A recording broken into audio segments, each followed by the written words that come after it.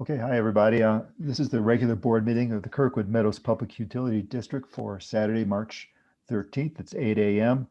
And before we go any further, I just want to announce that I'm in a place where there may be some disturbance, also some poor internet. So I've asked Bob Epstein to run the meeting. So Bob, I hand it over to you. Okay, thank you very much. Let me get right at that. So the meeting's called to order. Peter, can you do the roll call, please? Sure. Epstein, Present. Rickert, Here. Perot, Yeah. Schroeder, Here. Dornberg here, all counted and present. Okay, thank you. And Eric, any announcements? I'd just like to welcome everybody to the regularly scheduled Kirkwood Meadows PUD board meeting. If you'd like to be recognized to speak, please use the raise your hand function. I can see that on my screen. I don't necessarily see everybody's picture, so waving frantically may not work, but it may. All votes will be made via roll call. Okay. So are there any corrections to the agenda or the consent calendar? Okay, hearing none, we'll move to whether there's comments from audience if anyone wants to speak on an item not on the agenda. Eric, hands waving frantically. No frantic or Zoom hands. Okay, and do we have any written comments we've received from the public? We do have one that's included in item 6, included in the board packet, which is about economic development, an email between Matt Jones, Dolan Beckel and President Rickert. Okay. Packet under 6. 6. Item 6, written comments from the public. Yeah, okay, right. Okay, all right, then we'll move on to item 7. On the consent calendar, we have the minutes of the last 2 meetings and the current consent for claims and then the receivables and shutoffs. Is there a motion to approve the consent calendar? Yes, Dornberg so moved. Okay, second? Rickert seconds. Okay. Peter, can we do the roll call? Sure. Epstein, Aye. Rickert, Aye. Perot, Aye. Schroeder, Aye. Dornberg, aye. Okay, that passes. All right, so since nothing was brought forward, we'll move on to item 9. We'll start with 9A, which is the finances. Morning, everyone. Good morning. Hi, Kelly. So we'll start with the balance sheet on page 36 of your packet. Total operating cash is up from plan by $378,000. And nothing really else to note on the balance sheet unless there are any questions. Okay, hearing none, we'll move on to page 38 of your packet, which is the revenue account by fund. You'll notice water is in a negative, as well as employee housing and solid waste. Any questions on the revenue account by fund? Is there any not rational but explanation or information on why we have almost 15K in red of variance for the water? Because they are not making as much cash to cover what goes out. I mean, it's the way it is. It's budgeted that way. Water just is not making enough cash to cover, which is why we have to allocate property tax revenues. That's the answer I was looking for. Thank you. Right, and the plans are that over the course of 3 years that it would be back to cash. Correct. Even. With the new rate structure. With the new rate structure, right? Okay. Hopefully. Right. Okay, moving on then to the combined income statement on page 39. Operating revenues for the month of January were down from plan by $75,000. Year to date, they are down from plan by $225,000. But total operating is actually up from plan by $296,000. And mainly due to cost of goods sold and savings in operations and maintenance. Any questions on the combined income statement? Okay, moving on then to water on page 43 of your packet. Operating revenues for the month of January were down by $8,200. Year to date, they are down from plan by $10,265. Total operating for water is actually up from plan by $52,906. So you can see here, obviously, Bertrand, where it was budgeted to, to come in negative. Yes, thank you. So moving on then to wastewater on page 44. Operating revenues for the month of January were down by $18,600. Year to date, they are down from plan by $79,000. You'll notice there's an overage in contract services, and this is due to quarterly monitoring well testing, which I had that expense straight lined through the budget. And so next year I'm going to, in the upcoming budget, make sure I try to budget for that in the months when it actually happens and not just straight line it through the year. Total operating for wastewater is up from plan by $152,000. Moving on to electric on page 46 of your packet.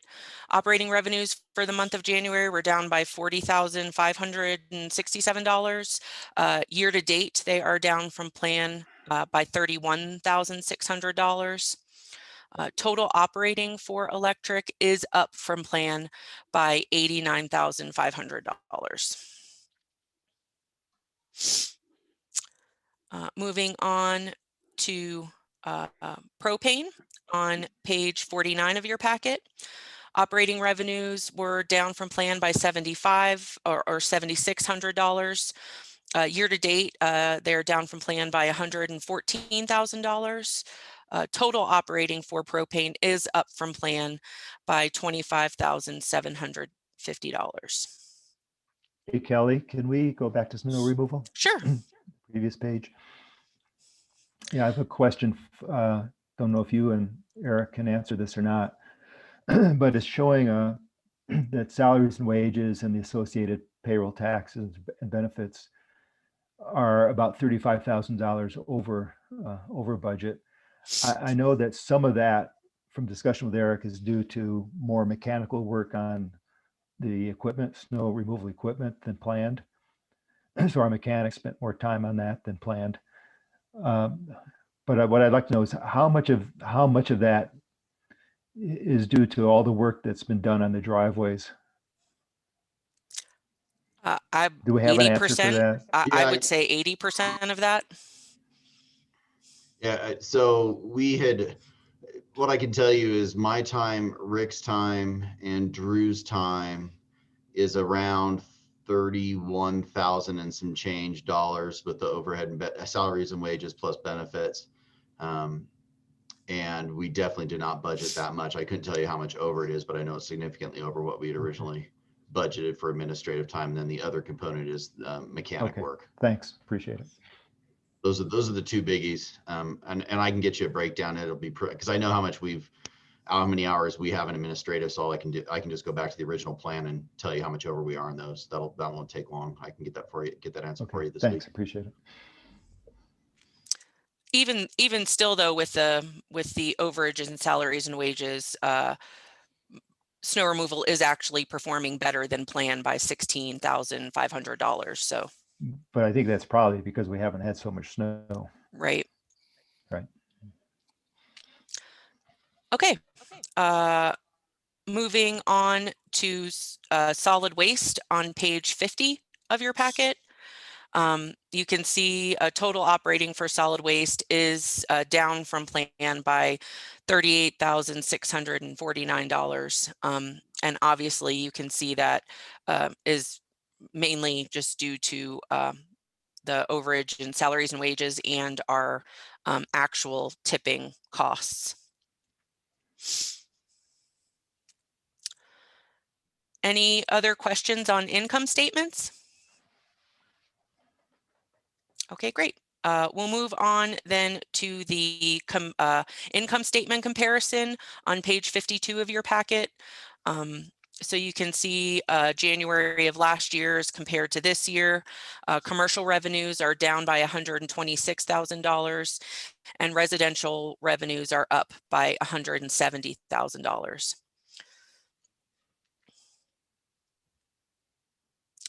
Any questions on the income statement comparison? And Kelly, the primary drop in commercial is really the restaurants, right? The Yeah. non-lift related commercial activities. That's I mean, obviously you've mentioned in the past that are when you do the comparison on the report server for all the lifts, they're performing comparable to previous years. So Yeah. we have to assume that that's mostly due to the restaurants being closed. You can really see that in the propane, I think. Yes, that's a good point. Okay, moving on then to February preliminaries. Operating revenues for February were up from plan by $37,000.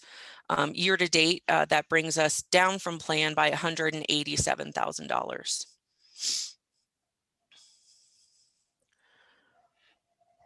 Any questions on February preliminaries? Just so much better than I was anticipating. Especially in light of the light snow year, which typically Mm-hmm. impact our revenue. So Right. I think it really shows that we are faring the pandemic very well. Agreed. Okay, moving on then to cash flow on page 54 of your packet. Through February, total operating cash was at $3.1 million, which was better than planned by $520,000. But that's the big jump is mainly timing of receipts and things like that. So you can see going into March, we come back down to the what you know, in line with what we have for total operating or cash overage on the balance sheet. And I do want to mention that this you can see in March the RUS interest and principal, which we'll be talking about a little bit later. This cash flow does include the payment of the maturity of the B8 loan that is coming through, which is why you see the cushion of credit go to 0 in March.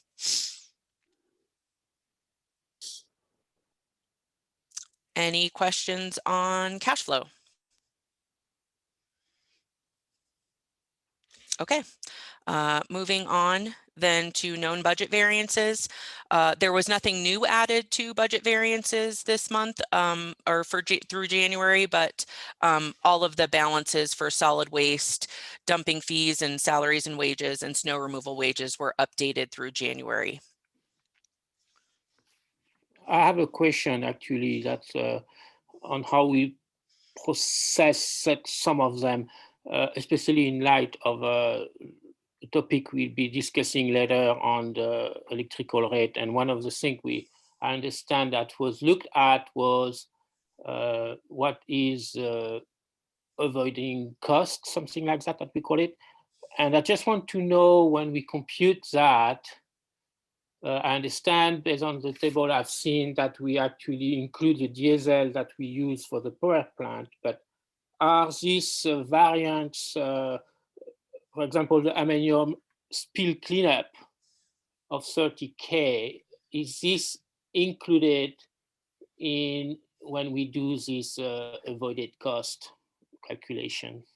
I believe the avoided cost calculation was based on prior years, fiscal years. So Okay. this is in the current fiscal year, but don't quote me on that. Brandy was the one who. No, Yeah, that's correct. Yeah. You're correct. Okay.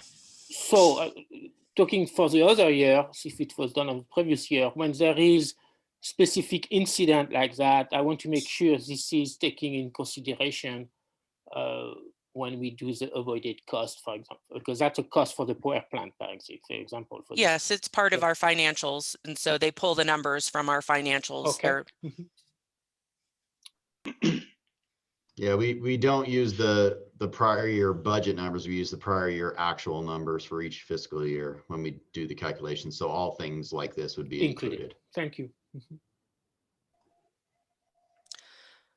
Any other questions on budget variances? Just a minor point. So through yesterday, the lifts are at 70K versus 65K last March. We did close March 15th. March 15th last year. So, so this is just through the 15th? It's through, it's March 1st through the 12th. Oh, great. And it's only looking at usage, not billing. Awesome. Okay. And that's all I have for financials. Okay. Any other questions for Kelly? If not, we'll move on to 9B, which is budget assumptions. Okay. So let's go ahead and do that. We are asking the board basically how they would like to proceed with budget assumptions. In the past, we've used a 5-year average, but obviously there was some talk about using just the current year as not an average, but just comparing to the current year. The Finance Committee did recommend using the 5-year average. That's all I have. Right, so we need a sense of the board on how to proceed on this. The Finance Committee's view is that it's a lot of work to decide to exclude or include one year versus another. And this year, we didn't see any particular reason why this shouldn't be part of the average. Okay, I'd like to make a comment here. So clearly last year was different from the previous year due to the pandemic. So I understand we don't want to spend too much time. This is only assumptions, and so it doesn't mean this is going to be happening actually. So, but I'm still concerned we have this year a lot of variance in our budget compared to our budget. So, and one solution I could see, which would not make that much work at all, would be to wait last year to a double. So for example, you take, instead of the 5 years average, you take the 5 years average plus last year, you combine both. And that basically you give a weight to last year. So our budget is a bit more reflecting of what happened last year, knowing that I think there is a lot of home ownership in the valley and due to the, whatever. And I think part of what we are seeing is going to keep going, whatever pandemic happening, and I think we are hoping we'll be out of it by the end of this year. But I think ignoring the pandemic and the impact it has, not only during last year, but for the future, I think the dynamic is going to change. So if you were giving an extra weight to last year, it's a very easy, simple calculation to do. It doesn't involve a lot of work to reassess all the components of the budget, would be actually a bit more reflective that just taking the 5 years average, which basically ignores the pandemic because it's weighted down at only 20%. That's certainly a valid way to think about it. I guess the way I look at it is that the variance in the budget this year is the shift between commercial and residential. So if and in the last 5 years, the big variances has been snow. So a bad snow year, we overestimate revenue. A good snow year, we underestimate it. So if we look at, let's suppose that this next season is an average snow year and residential is still picking up. Using the 5-year average, we would slightly underestimate revenue, which means we'd be slightly conservative on costs. So I kind of feel like leaving this year as just an average across all of them. What we're likely to do is maybe keep costs down and underestimate revenue. And also, I can, as far as the whole number, we'll use the average, but I can also adjust the percentage of that whole number that goes to commercial and goes to revenue so that we can make the budget look, so you don't see that difference between commercial and residential. So what I do is I take that whole unit sold number and then I split it up between commercial, residential, and internal use. And so I can adjust the averages or the percentages, I mean, of that whole number that go to commercial and residential and internal use to make it look more like it should. I like the idea. However, I mean, hopefully that pandemic will be behind us in next fiscal years, and we'll have again dining in the valley and commercial will be back to where it's supposed to be. Well, I think the difference is residential, and I think that's for me, and we'll see, but I think it's going to stay at least partially because we have a lot of new members, younger families. And so I think when people just purchase a property, they come often. And I think the residential is going to stay higher for the foreseeing future. So I like what you propose, but unfortunately it doesn't address the situation that we are facing here, because I really hope the dining will be back and commercial will be back where it used to be. Yeah. Well, I wouldn't want to budget expenses assuming that happens. That's correct. I agree with that. So, and overachieving revenue, no one will ever complain too badly.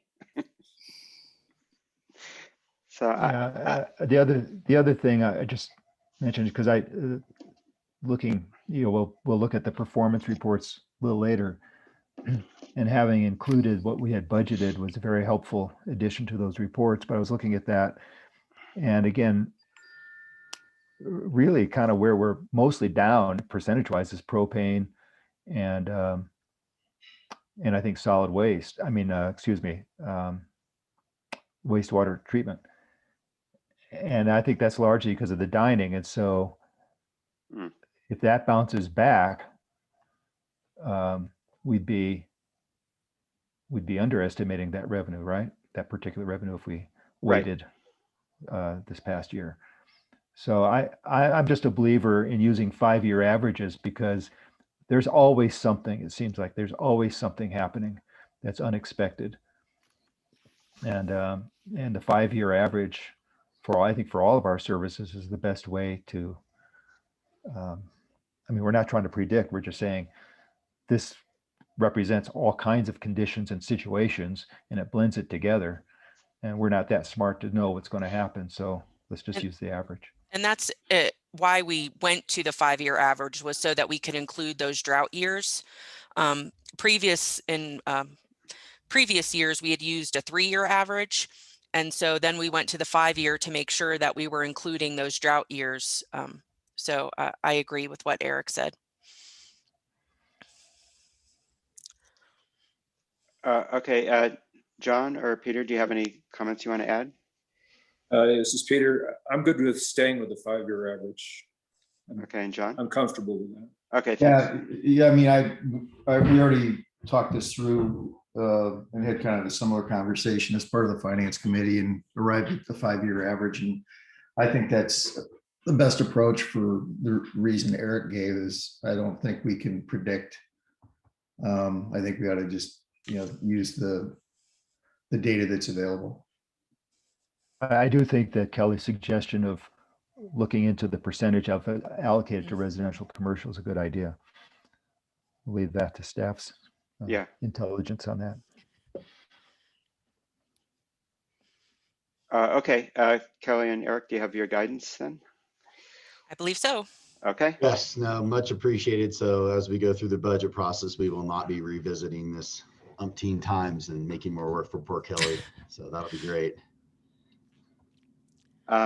okay, so our next item, item 9C, is USDA Russ loan for the wastewater treatment. Uh, Or, sorry, the loan maturity, sorry. Loan maturity, yeah. Yeah. Whoops. So I'm doing we this have from memory. we have a USDA loan B87 that's due to mature on March 31st. The original loan amount was $100,000. The outstanding principal is $87,864, and staff is recommending that we apply the balance in our cushion of credit to allow this loan to mature and pay it off. That is what the cushion of credit was there for. We're not earning as much interest on it as we had been in the past. So that's staff's recommendation, is to allow the loan to mature and apply the balance in the cushion of credit to cover it. Okay, any discussion? Yeah, I'd like to put a gold star on this date because it's the first time we've been able to pay something off. I feel the same way, Eric. Okay, is there a motion to approve this action? Yeah, I'd like to move that we allow this particular loan to mature and pay it off. I would like to second that and also make sure we include it in the newsletter. Yep. All right, Rickard, Aye. Epstein, Aye. Schroeder, Aye. Perot, Aye. Dornberg, aye. Okay, that passes, and congratulations to all. And we'll move, yes, absolutely, absolutely. And we'll move on to item 9E. Oh, I'm sorry, performance reporting. 9D. So Brandy, is this yours? It is. Good morning. Okay, So like Eric mentioned, we did get the budgeted metered on the performance report here, so you can see that and track it.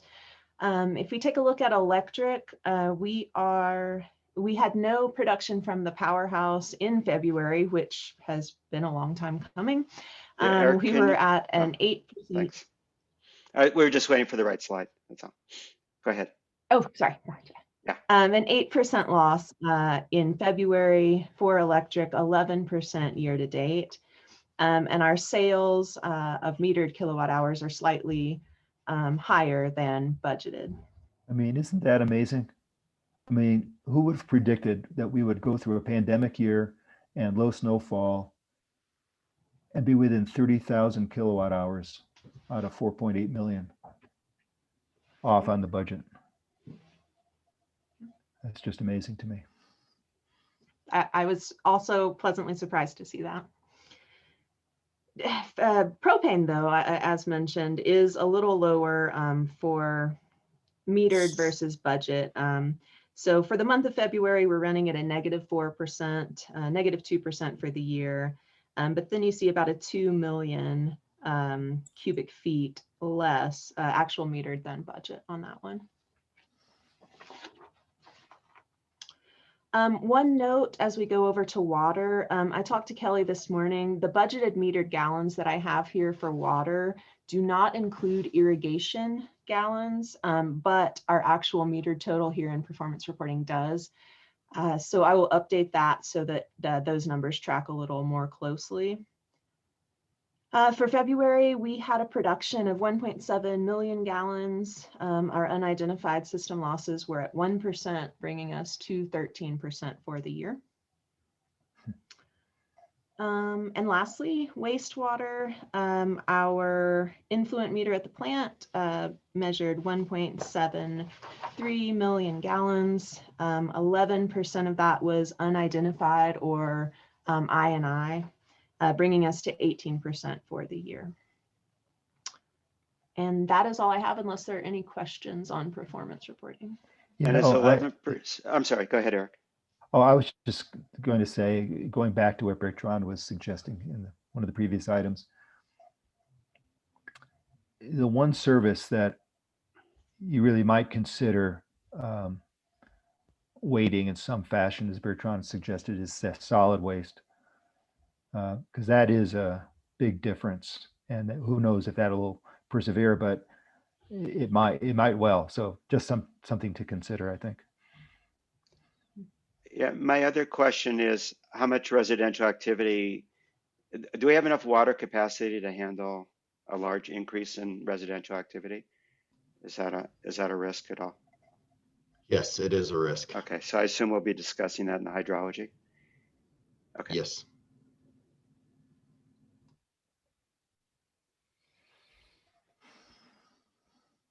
Okay, Brandy, anything else? Not on this item. Okay, great. Then that, and no other questions on performance reporting. Then we'll move on to 9E, electric facilities.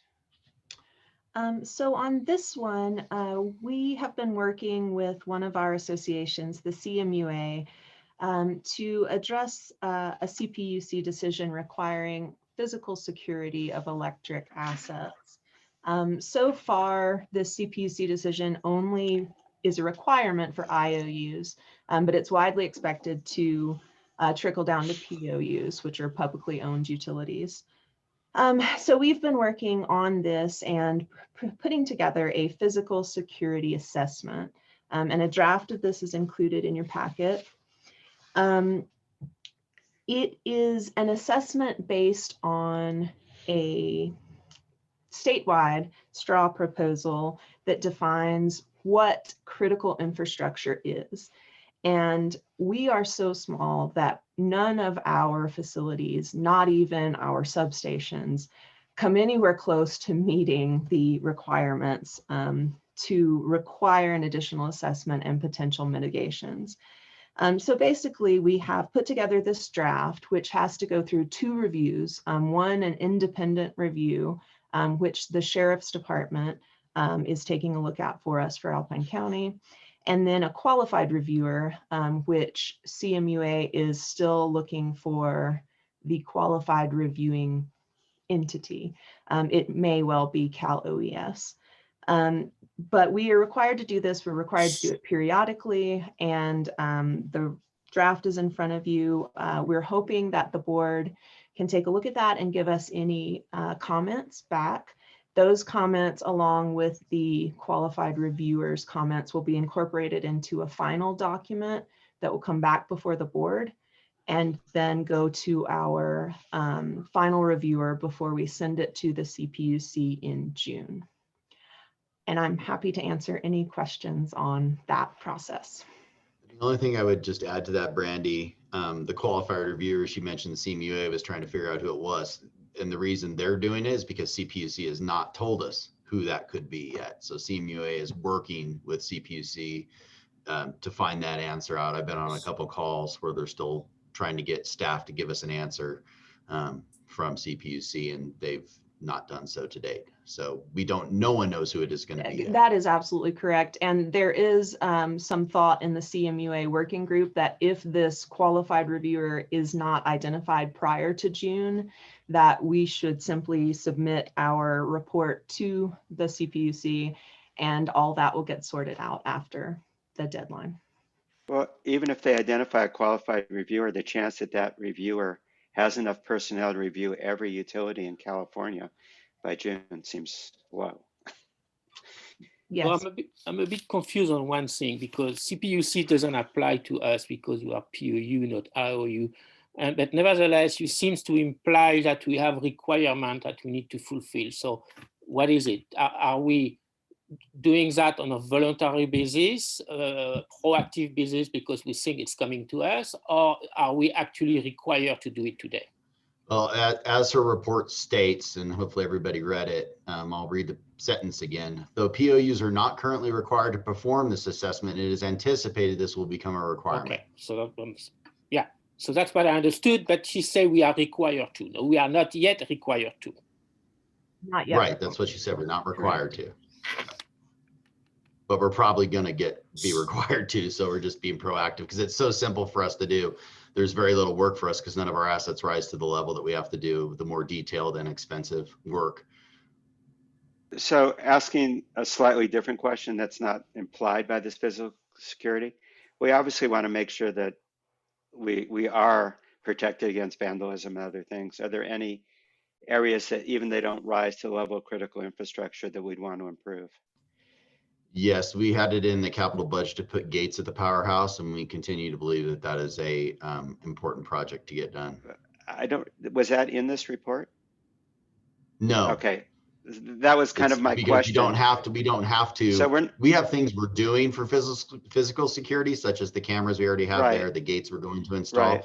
But this report doesn't require us to, there's no assets we have to identify and along with so staff's goal in this report is not to identify everything we'd be doing, we want to do for other reasons. We want to limit this to just the required things that are related to a critical infrastructure.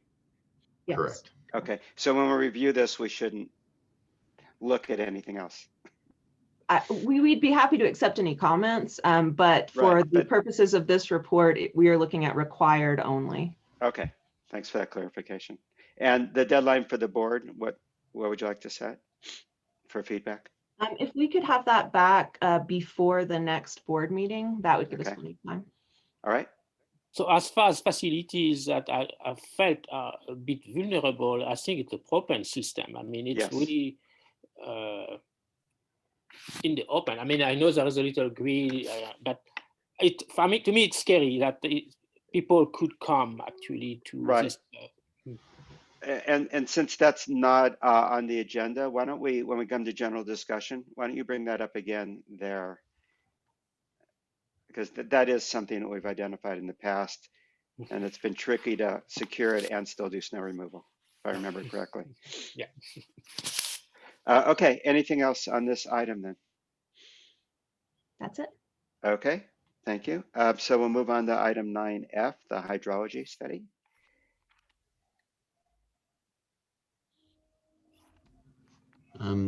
So one thing the board directed, even though it wasn't a budgeted project, we've been having some issues with some of our wells for a variety of reasons. And so what we'd like to do is a couple things. One, we'd like to actually put real transducers and flow meters on our existing system. So we actually, then that's been a long-standing issue of discussion with the board. But as part of this project, we would do that. And the second thing is to evaluate really what those wells can produce. And then the third thing is to identify where we could put a well 6. It's not the installation of well 6. It's not even the test wells. It's just basically reviewing all the prior data, the Courier report, the NGO report, and just, coming up with a plan and submitting for permits or applying for permits to start drilling those test wells. And that's all this is. And once we get to that phase, then we will budget next year capital projects for the test well and ultimate well installation. But this is just the first part of it. This is the design portion. The flow meters are connected to each well? They would be. They would be. And right now we look at those manually? We don't have flow meters at each well. We just have the equivalent of a dipstick? No, we have the run hours on a pump. And we have the production of the pump. So it's a multiplication. It's a guess. Oh, I see. An educated guess, but a guess. So this would also help, I think, identify some of our losses too, because we'd have true measures of what was coming out of those wells. Right. So I have a question. I know I discussed with Brandy with that a long time ago. I mean, a number of months, that there was some discrepancy in the numbers for the irrigation, and that could impact. I mean, this is water. I wonder if any progress has been made to actually solve out these discrepancies before the people start spending time on the data. That's maybe let's save that for general discussion, because that's completely way off topic from what we're talking about. So maybe we can do that at the end, so we don't. Okay. So just to clarify, phase 1 that the operation committee recommends, that is the $9,800 and $25,000 expenditure. So $9,800 for the professional services, and then an estimate for the physical equipment of an installation of about $25,000. Okay. So that would be a competitive bid for the flow meters? No, that would Or just is be it below? purchase of equipment. We would Okay. purchase that we would install it ourselves. We're not having a contractor do it. Okay, and it's below the level where we'd have to do a competitive bid for Yes, the equipment? yes. Eric, Related to this, related to the study, is there anything we can do to try to identify the contaminants and how we might be able to manage that better? Or is that just inherent at the well locations? No, so yes, so this consultant's already been helping us with that, quite frankly. This will just formalize that, you know, that they've already told us how to blend part of the, and we've eliminated the issue, by the way. We're below the MCLs now, based on what advice they've given us. But one of the things we need to do in order for the state to accept our blending protocols is this metering, so we can actually prove how things are working. So this all came around at the same time as air entrainment. The iron and manganese came around the same time. And so we've, based on advice from NV5 and Pat Dunn, we've been able to eliminate those issues. But this would just basically formalize the protocols, how to use the transducers for the well levels, how to, you know, the flow meters, and submit the plan to Department of Drinking Water for their approval. Okay, and there's some formal definition of how we blend, what percentage Yeah, from there each has well? to be a formal definition, and without flow meters, we can't achieve that. So that's what, Right. that's part of what those would do as well. Okay. I have a question. This has to do with subtask 2.2, the existing well assessment. The two questions I have are, in the last sentence, it references completing redevelopment of the existing wells. I'm not sure what that means and where that happens and when it happens. And the other question is about the completion of aquifer pumping tests. And I just looking, I guess, for assurance that that doesn't mean water will be pumped out and just wasted. It'll be pumped into storage or something like that. Some of the water will be sent, will be wasted, yes. And some will be sent to storage. If they're just doing straight pumping tests without chlorination, we can't introduce that to the system. So there will be water, just, you know, pumped to waste as part of the testing. Some will go into the system, some will go to waste, but there will definitely be waste. Do we have any sense of scale of waste on something like that? No. I mean, in other words, I guess my concern obviously is we've not had a big winter year. We don't know really what's going to happen to the aquifers, and just concerned about low water reserves, I guess. Yeah, I mean, they're going to have to run these wells and put them through their paces. So you know, they have to be pretty aggressive with it to figure out what their limits are and what they can and cannot do. So yes, your concern, I agree, but it's something we're going to have to do to figure out how these wells really function. No one ever did it right at the beginning. We need to figure it out now. At one point, just maybe there's a record of it. At one point, and I don't know how thorough it was or how scientific or well done it was, but I'm sure Rick and Brandy remember several years ago. There was a test. I think Michael Sharp at the time wanted to see how fast the aquifers levels would recover. I'm not sure if that was the motivation, but he waited till the storage tanks could handle taking all the water that they were pumping. Rick and Brandy, do you remember that? Yeah, we did an in-house drawdown test to try to simulate the impact on the aquifer with 4 or 5 running same time. But really the data that came from that test wasn't significant enough to make a big change. It was just more of a curiosity thing, you know, how much the wells could produce at the time. Okay. Well, okay, it just registered as a concern at this point. And what's meant by redevelopment of the wells, Eric? That's basically just a fancier word for doing the drawdown test, pulling the pumps, et cetera. They're not doing any drilling or any new mud or anything like that. No screens. Okay. So one other question, do we have flow meters going into the storage areas? No, we don't. And is that under consideration or is that too complicated? No, it's something that I've been advocating for quite some time. definitely would love to get flow meters on our tanks. The problem with the problem though is that previously the true transmission lines were turned into transmission distribution, and that creates problems in terms of the metering issue. So I'd love to reestablish true transmission lines to the tanks and have a true inlet outlet. Is that something that was in the capital expenditure expenses that was delayed, or it's not something we ever budgeted? It's very far out on the timeline, but I do have it in there if I recall correctly. Yeah, so your Well, It's a fantasy. big project. Well, let me ask Fantasy. Peter if he has any comments on the timing for doing that, or. Well, I think that this is going to become one of our top priorities, is getting more water capacity, and we have to do the testing, and also locating a prospective well site is I think is on the top of our priorities. Okay, thanks.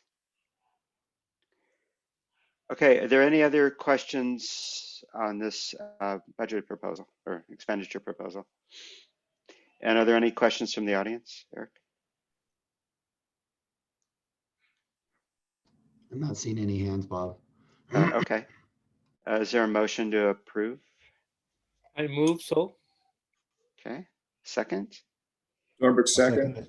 Okay, Peter, you want to do the roll call? Sure. Epstein, Aye. Rickert, Aye. Schroeder, Aye. Perot, Aye. Norbert, aye. Okay, good. So we'll move on then to item 9G, the analysis of snow removal time spent on driveways. And Bertrand, do you want to kick us off? Yes. Thank you. So I sent a document summarizing the various topics related to that issues of driveways. So basically, to do a summary, we know that the GPS tracking system is not nimble enough to handle small driveways. So we do have a number of missed driveways. And so we actually, and that was important because we wanted to use the GPS data to be able to do allocation for each driveway for the budget. And because there was this, I think the last generation of GPS equipment was at 46% of potential trouble. This time we are more like about 29%. This is better with, but still we still have problem. And we solve it for the allocation by using an algorithm that basically look at average usage for each driveway. It's called DAVE. I'm not going to go too much in detail on that today because first it's working, and second it's been explained a lot, and it's not really relevant to what we just did this year. So the concern we had, and was even more urgent to address because we want to move the driveways. We would like to move the driveways contract to the HOAs, but the HOAs actually need to have a way to be able to do the billing. And clearly, as non-profit entities, they need to have some reasonable assessment on actually the time spent on the driveway. So the two issues were missed driveways and also the access time to the driveways, which was fully charged to the HOA. So to try to have an understanding of the magnitude of the issue, the staff come up with basically an orthogonal validation, which is basically checking the data with an independent method. And what has been done is a camera with a timestamp was installed on one of the trackless engine. And then for the 3 HOA who have driveways that are contracted with the PUD, that is Juniper Ridge, Palisade, and KMA. so basically did a test run with the video, and we did twice for each HOA, and some in December, January, and February. And so we basically, then after Rick had to do a fairly tedious work of reviewing all the videos to see when it was actually in the HOA, when it was in the driveway, and which one were missed and stuff like that. So we got the data, and it actually was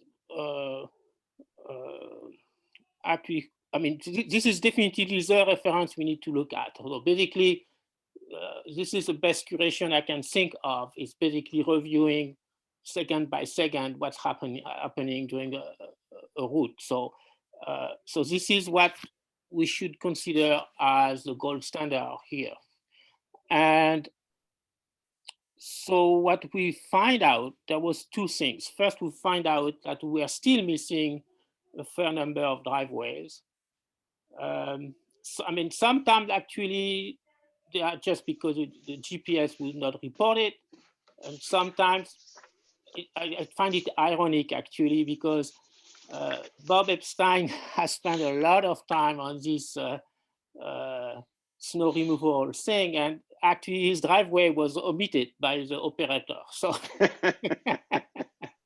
so, but anyway, so we got the data, and here what it is. So I don't hold a grudge though. First, we clearly saw that the GPS was indeed reporting a higher HOA. I mean, how do I say that? Was not reporting as much driveway time that the video is showing, and the difference averaging for the 3 HOA and the 6 run test is 29%. Actually, it's 28.56, but I just round up. And so that's the first lesson, that we actually, we are still going to use the GPS report because we need an automated system, so we don't burden the staff with spending too much time writing down stuff. And so we are using the GPS, but we need basically to calibrate it with this video information. And that would mean correcting by 28.56%. Since this is approximate and things change from run to run, so 29% sounds a reasonable roundup.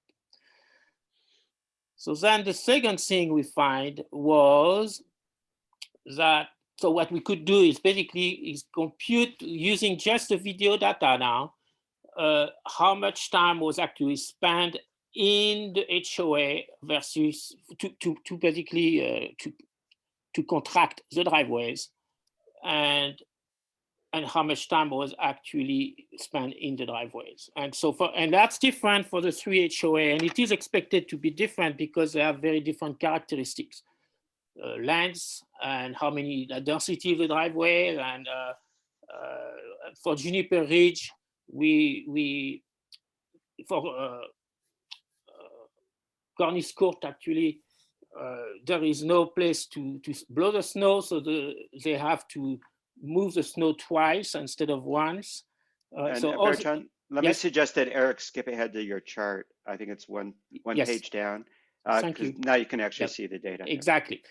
So, and so basically, yes, at the table that shows the results. So you can see for each HOA, we had two test runs, and Palisade actually is amazingly reproduced. We just had exactly the same number.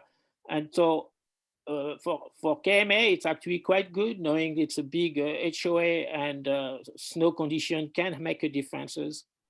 And for Palisade, it have a bit more of error, of discrepancies. But bottom line is we can take an average of these 2 test runs to have an idea of how much of the time spent, actually, what is the ratio between the transit time and the driveway time that when we do the driveway snow removal. So that 27% for Juniper Ridge, 53% for KMA, and 13% for Palisade. So the next topic that I have not developed much in this analysis, because whatever, is actually in normal operation, the staff are actually mixing work for the HOA and the driveways. So a fair assessment would be, and that's what I had proposed in the past, basically to share the transit time between the HOA and the driveway pool. However, sometimes there are actually operators are only processing driveways. Sometimes it's wind because of wind situation, wind drift, whatever. And so that we actually, instead of using 0.5, we actually use 0.6 to actually estimate the ratio between HOA and driveway. So if you go to the next table, I don't know if you can make it bigger. Thank you. So here, that's too big. Thank you. Here we have basically the 22 HOAs, and the first column is showing, I mean, the first column is HOA, second column is account number, third column is the contract number that was sent last year. The fourth column is there was a motion passed by the board that basically would I'm not going to go in details there because it's not really worth helping to go through the process. But basically, the board had decided to credit some money to HOAs to actually let's just put that column aside. We come back to it later. 1, 2, 3, 4, 5, 3 years average is basically is how much time was spent on the 3 reliable GPS year for each HOA. And at the same time, we do get a driveway number that's coming from the report. So what you see here has been corrected by the 29% I mentioned earlier. That gives us a net average, the next column.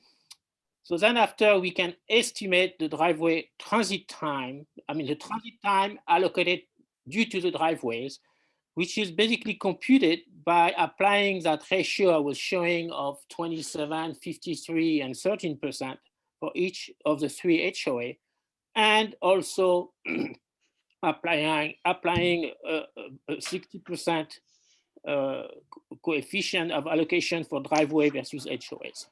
And then after that, the next column is subtracting this transit time, and we end up having the corrected seconds for all the HOA. It's not done for East Meadow because East Meadow has basically its driveway included in its HOA contract. So that gives us percentage for our allocation.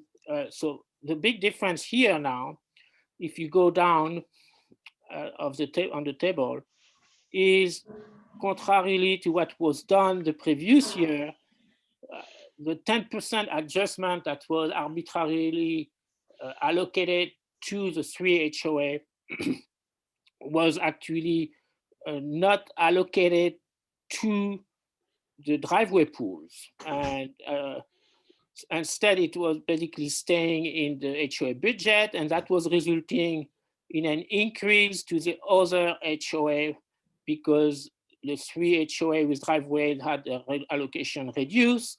And that's why the credit was allocated, because people felt it was not inappropriate. So the right way to do it is indeed to move whatever transit time and driveway time that's been spent to do the driveway contract, to move them to the driveway pool for each respective HOA. So this is what's done here at the bottom. You can see that the same number showing up. And now basically the time spent for the driveway include the GPS reported time corrected based on the video to make sure that all missed driveways are globally included, and then correct it with the fraction of the transit time that we can compute with the test run that we have done. And that gives us the minute that I was spent actually to do the driveway.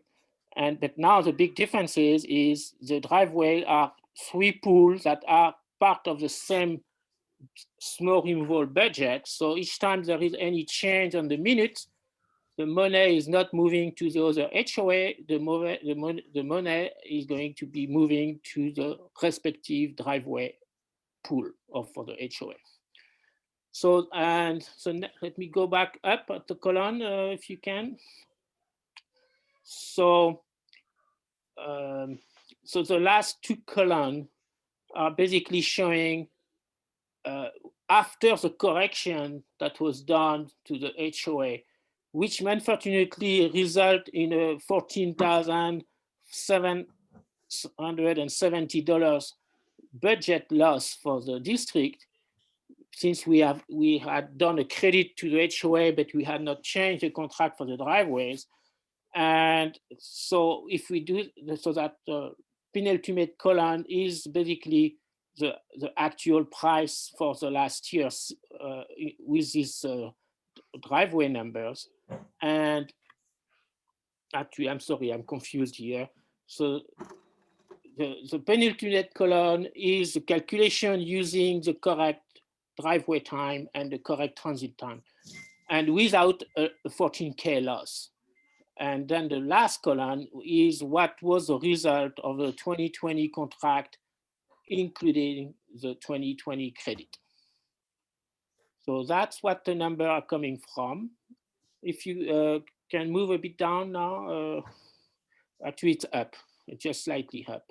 So there's a few comments I'd like to make more, yes, voila. So the 2 comments that are important to remember. So with this system, we're in the 25 bucket model, and actually we could question if lava rock should be included in that system, maybe a 26 bucket model. Even if they don't have driveway, they will still part of the HOA allocation. So with that system, anytime, any minutes, basically, any minutes that are reported for the driveways are only going to impact the 3 HOA with driveway or the corresponding pool of driveways, and they're not going to impact anymore any other HOA. So that's important. And so the end result, if we are moving this direction, which I think we should, is that we actually, that result in a reduction for Juniper Ridge and Palisade HOA budget, and also it actually, if you would be looking at the same with the loss included, KMA would be basically probably even and slightly better, but the driveways are also reduced with that system. So with that, are there questions? Bertrand, let me add a couple other top-level comments. Yes, please. So first of all, I really want to thank you for the time you've spent doing the analysis of the data. I appreciate that. And I also want to thank John for bringing this issue to enough attention that we decided to really take a hard look and figure out how to address it. So what we've basically done here is saying we're allocating time across all the HOAs, and that's what determines the allocation of costs to HOAs. Within the 3 HOAs that have driveways, we're giving them data so they could know how to reasonably allocate the time between the driveways and plowing of the HOA itself. As we move to that contract model, they have data if they want to treat the driveways differently or if they want to allocate it all together, they can do this. But this is a much more accurate way of thinking about the time and dividing it up than what we had done in the past. And so I really feel this is, you know, you can look at the specific data and be surprised at the numbers. But one of the things that's always baffled me is why do we report less driveways plowed than are actually plowed? And it comes down to three reasons. One is sometimes the GPS accuracy isn't there. But the other thing that happens is the system itself that we use, Fleet Track, detects when there's a sufficient enough change in direction, then it reports it. So some of the ways you approach a driveway, the Fleet Track itself won't detect the change in direction, and the driveway will get missed even on a beautifully clear day, even at 142 Glove Rock. And then there are the issues that sometimes people have the driveways, they're blocked. And when a driveway is blocked, we obviously can't plow it, but we're not going to give them a discount for blocking a driveway. We should still consider it a plow as far as the time goes, and try to get people to not block their driveways. So I feel like the overall architecture is much better, and this is independent of who actually allocates the time across the driveways, whether we do it with private driveway contracts or the HOA does it, which is the method that we want to see people move to. Because you can't do a driveway unless you've done the HOA, so it's not like they're independent of each other. And we want snow removal to focus on the best possible service with the least amount of cost. And the amount of time we're spending trying to get to the next digit of accuracy isn't really helping anybody. So with that, let's open it up for comments and questions. I think Ray from has the a board or question. the audience. Bob? Okay, Ray?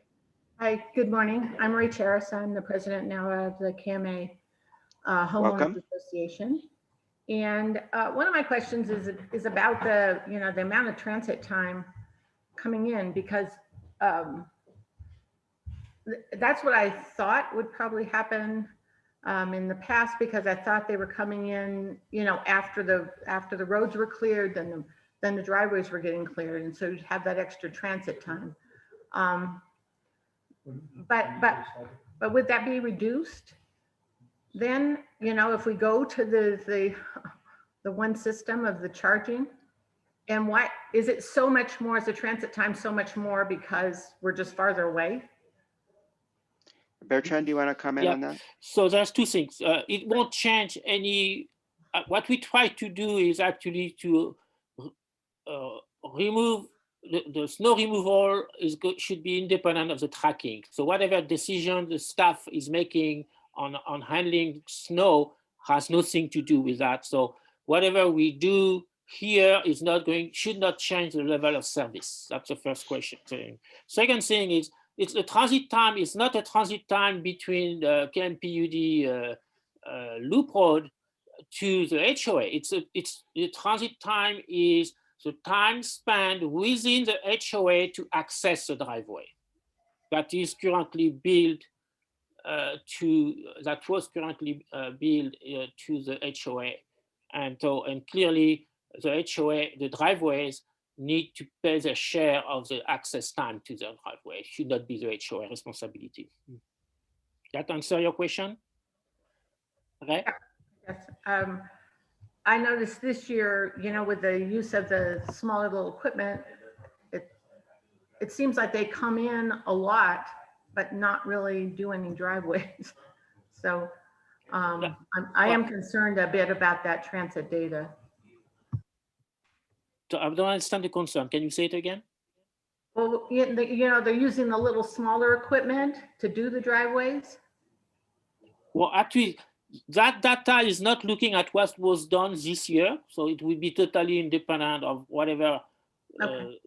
It's only looking at the previous years, actually. So that's number one. Number two, as I said, the staff is allocating. Sometimes they are using the same engine to do both. Sometimes they don't. I mean, that's part of operation. It's nothing to do with how we account for it. What we try to do here is to have an automated system that can report how much time was spent to do the HOA, how much time was spent doing the driveway, how much time was spent on the transit, and which share and how we share it between the HOA and the driveway. And then, of course, you all know at KMA's, our one problem is that we don't have 100% driveways. And so the homeowners will be very concerned, I think, about this change. We are concerned that our CCNRs, we might have to have a change in it, still researching that. But I think if we see any big change going to the homeowners with driveways are going to be upset if they're, this really changes how much you've been charging. Because when we, first looked at it and you look at, well, you have a long history of how much you've been charging the individual homeowners for their driveways. And if this changes dramatically what they're getting, obviously they're not going to be happy. And Well, if the other homeowners think they're paying for part of the driveway, it is a controversial issue, I think, in our homeowners association. I understand, but currently we are trying to fix that actually, because currently the HOA is subsidizing the driveway, but actually with this system it would not anymore, and there is not a big change in the driveway number. If you could look at the last. Yeah, right now the driveways in KMA are being undercharged by about $2,000 in total. In total, so then it won't be a big... Across all the driveways, yeah. Okay. It turns out that after you do this with this data-driven methodology, it's about a $9,000 difference that the driveways, all driveways, private driveways, are underpaying that was flowing to the HOAs. Okay. But I guess what we're trying to do is have enough evidence to say this is why it's being charged, and it's a fair, right.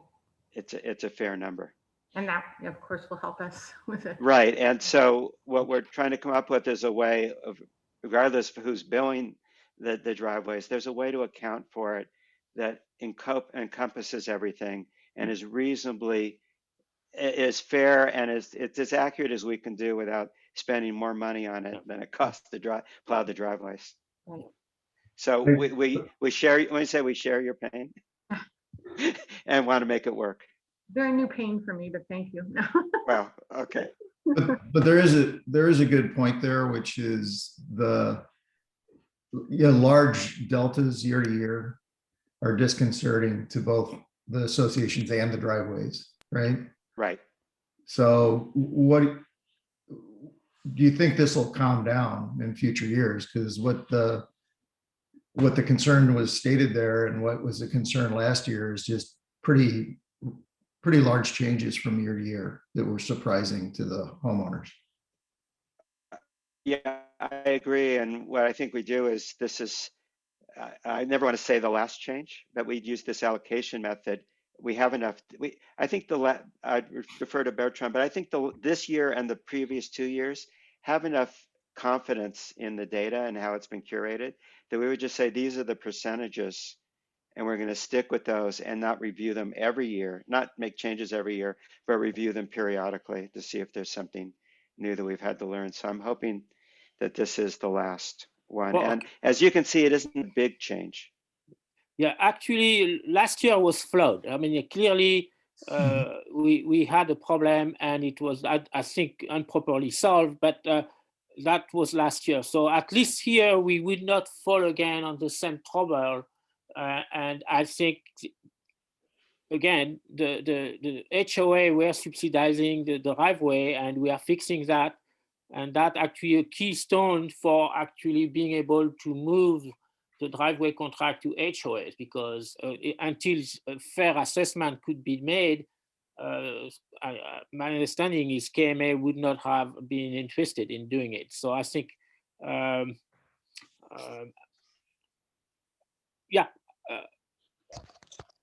Okay. Erica, Ray, did we cover your questions for now? Okay. You're welcome to have more. Let's start with this. Erica, are there other comments?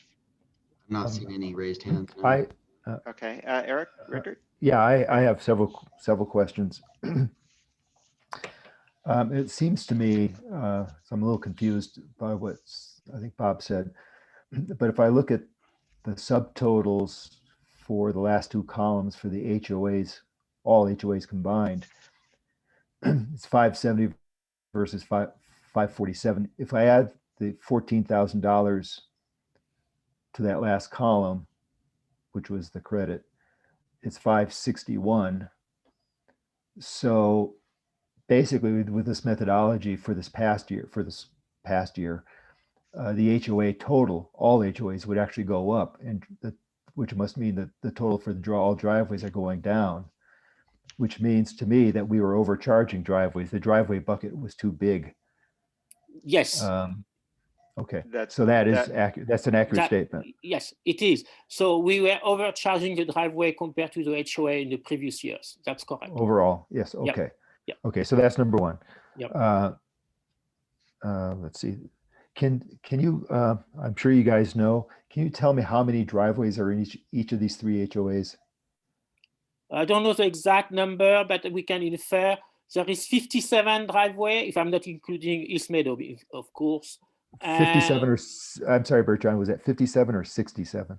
57, I believe. And 36 are in KMA.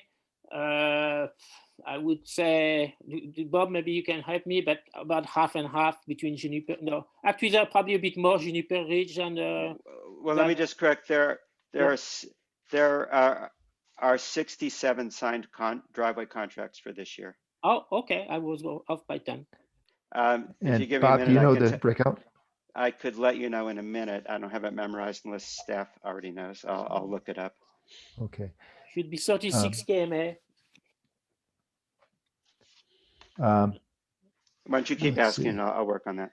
Yeah. The other thing I want to clarify is that we have driveways and we have half driveways. So like in my Right. house, there's one Right. driveway of normal, reasonable size and it's shared across two. So the Right. contracts, and the reason why there's a discrepancy between what Bertrand said and what I just said is I reported contracts, he reported driveways. Voila. I see.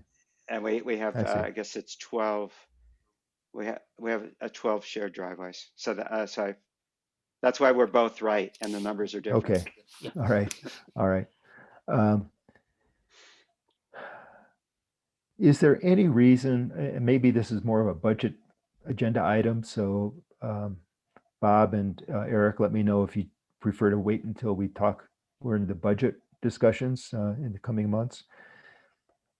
But is there any reason at all to continue GPS measurements of driveways ever? Just for notification purposes of customers. That's how they get. Well, no, that I understand, but Oh, I'm okay. talking about measuring for time, for doing the curation. I mean, I think all the work that's been done is great. I completely agree with Bob that this is the architecture that we should go with. It's totally logical to me that that's the right architecture. So I have a comment I would like to say. First, Let's let Eric finish his question first. okay. Bertrand, Yeah, and then so respond. so I agree with all that, and I'm amazed at all the work that the two of you have done. Amazed at all the work that staff has done.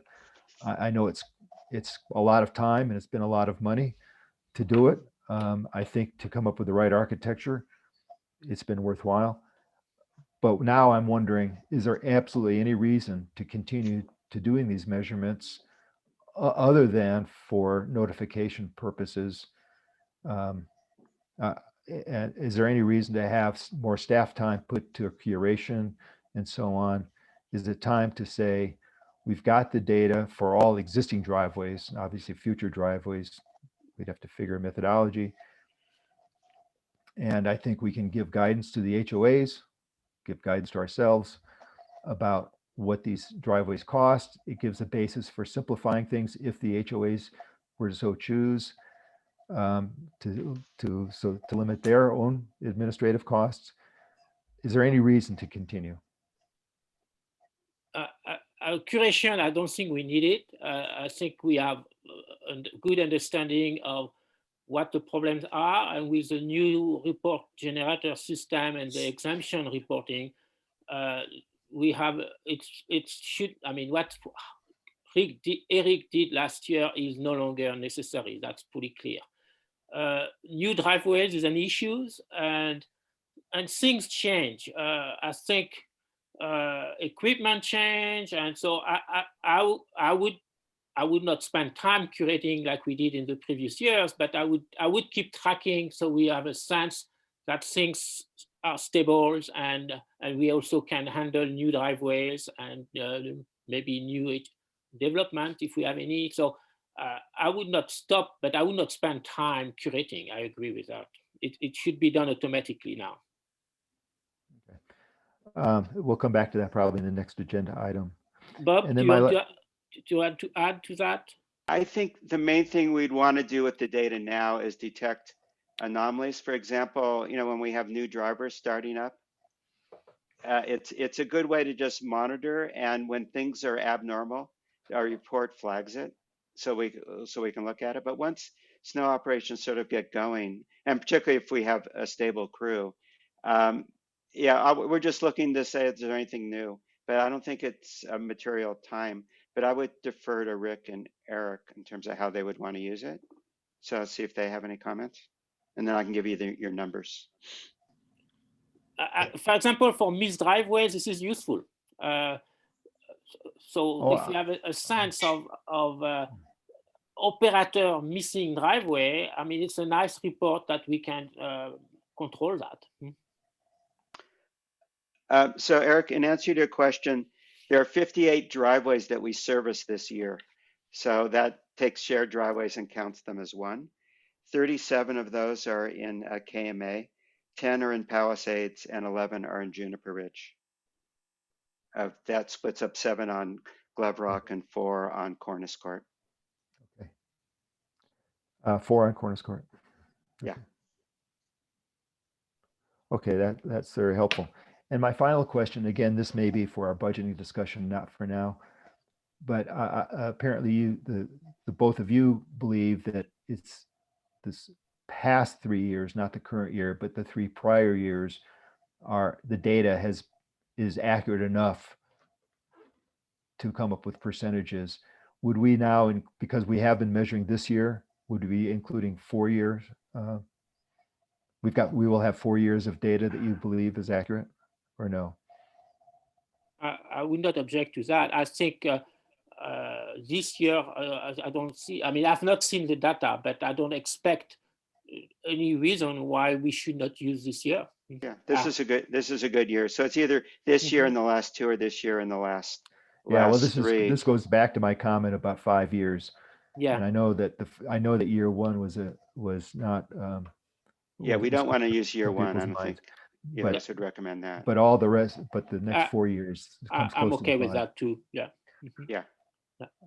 If you want to reach also 5 years to effectively have enough long period for different snow level of year, big year versus drought year, I think 5 years is better than 3. Yeah. But don't. Eric, when I calculated on the next item, I used 4 years, and I used all the current calculation methods that are now in report server. So I didn't rely on any old bad data, old bad methodology. I used the current report server reports. And I did use 4 years for the next topic. Great. Okay. Yeah, but actually, so the problem with that next table is it include lava rock, which we don't. So it make a discrepancy here. And I think that's a good question. Should lava rock should be included as an HOA? And the second thing is it does include the first year, well, it should not. I think we need to redo that. And third, we should actually now do this calibration of the driveway time, which also is not done, if I'm understanding correctly, Eric. Correct. The calibration of the driveway time would come in the way I anticipate that 29% is what you're referring, Bertrand, would be included in the allocation of dollars. That's where that would come in. As that's where the percentage should be applied, because all I was looking at, and we're getting ahead on the topic, so I'll save that because Eric has some questions and I don't want to interrupt him. There are other questions on this topic, and John, do you feel like this addresses the concerns that you raised last summer? I guess what I'm trying to decipher out of this is what are the contracts going to look like next year based on this? There would be a 29% adjustment and then a split of, depending on how we wanted to do it for, you know, if we go, well, two things. If we go to just a pure HOA model, then we would just do the 29% adjustment so they would understand that would go towards the driveway HOA difference, which is what Bertrand did. So that would, we'd provide that data to them. It'd be one contract, but we would provide that information to them so they could allocate, charge for their driveways however they see fit. For example, Palisades is going to adopt the East Meadows model. They're just going to charge one fee. They're not going to get complicated. They don't need data from us. They're just going to do it $1,500 per customer or whatever it is. So I guess what it would look like is if, are we going to stick with what the board said and switch the model and say, this is how we offer snow removal services. One, you know, we do an HOA as one, and we'll give you the HOA the data, or are we going to continue with private driveways? So that question would give two different answers to your question, John. Yeah, so if I look at the previous table, there's pricing based on 25 buckets without 14K loss. Right. Is that That's column what what we would predict to be potentially the contract amounts for next year? Yes. No. For HOAs. It would be. I'm sorry, go ahead. That table is No. last year. It's not, we are comparing what we used last year to compare what the calibration, basically, the effect of the calibration. So it has nothing to do with next year. Next year is going to be based, we are going to get data from next year, and we are going to use, it looks like we are talking about using 4 years for budget. I have no idea what we will get. I don't see, Yeah, and there is an increase as well. Yeah, I think a big part of the answer for John is when we look at the budget, snow removal budget, I think there's some key questions that we'll be asking. I think that in the next agenda item, that next table, maybe it can be explained a little bit how those percentages might change. But we've got to add in this current year. And so there's going to be a set of percentages, and those percentages will be applied to a budget number, an overall budget number for everything. And I, like I said, at the appropriate time, I'm going to bring up questions about what that budget should include. But that's how the contract prices will be arrived at. And then within the other three HOAs that have driveways, there'll be this internal adjustment that has been described here in detail. John, did that answer your question? Because I think several answers were offered. Yeah, I mean, Depending on what your John, question is. I mean, John, I mean, I think that, because I know you've expressed in the past and now expressing again, concerns about when there are big jumps or big differences. right. And I think that we as a board need to decide when we budget things, what's more important. Is it, for example, full staffing and new equipment versus keeping whatever the contract prices are somewhat stable or smaller differences? But that's a budgeting question as opposed to an architecture question. Yeah, and then I think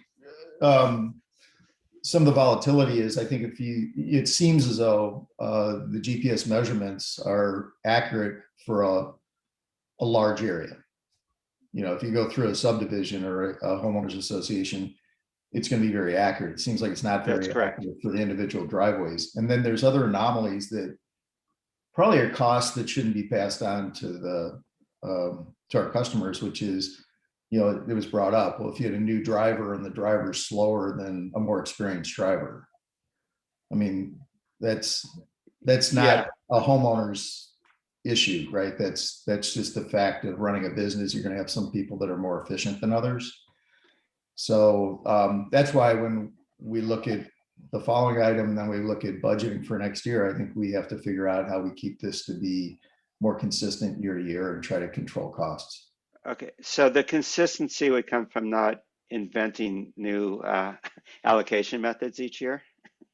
So we're trying to make this. And it's also the accuracy of trying to, I mean, I've seen the work you've tried to go through to accurately measure driveways and accurately measure transit time. And those two things are harder to do in an automated way, right? That's correct. But if we look at just the issue of HOAs, we're changing it so driveways, HOAs are calculated first, and then driveways are carved out of their own HOA and not across HOAs. That was a major problem that we had last year. Right. But if we look at the chart that we produced, if for the current fiscal year, if last July we had adopted this methodology, then that's what that next to the last column means. That's what would have been. The last column is what you would have been charged without the 14K credit, because the 14K credit was done by actually putting the revenue under budget or below where we're targeting. I think Ray has another question. So actually, if you, go ahead. Go ahead, Ray. Yeah, and this kind of goes back to what you were talking about before, answering the question about the number of driveways. And again, as KMA not having 100% driveways, what I'm concerned about, there's people that aren't contracted to have their snow removal done by KMPUD, correct? They don't have That's the driveways. correct. That's correct. There are several driveways that are no longer contracted that were in the past, and there are some driveways that have never been contracted. And so would the communication be to KMPUD from the homeowners association, don't plow these? How would that work? Yeah, you would just tell us which ones not to plow, and that wouldn't be included in your time, right? Yeah, you would tell us in advance which driveways you want to have plowed, and we would only do those. And of course, we do all the parking paths. All the efficiencies that maybe you're hoping for, because maybe a lot of people say, "Oh, I'm going to do my own," and then just make a mess of the streets. And we do enjoy that opportunity. Yeah. Okay. Thanks. Okay. Are there any So other? I think for next year, go ahead. Go ahead. What I'd like to comment on the John question. So I think what we need to agree is that the right methodology, and are we moving forward this way?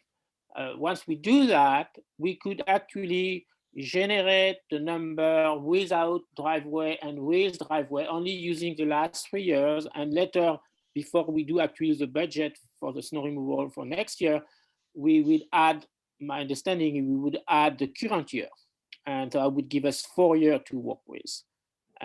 But then we would, we cannot use the current driveway without calibrating it because it's inaccurate. So that's the key finding here. Right. We would go back and calibrate the driveway times. We have the raw data, so we can take the last 3 years and apply this methodology to it and do it based on seconds. Yeah. Yeah, so Eric can answer your So that's question. not a problem. It's easy. The way I was inclined to do it was just to adjust everything in seconds, and then you have all the data in seconds, and then we get our percentages. Yes. So how do you validate the driveway data for the prior years? Because you were using some video to correct errors in the GPS data? No.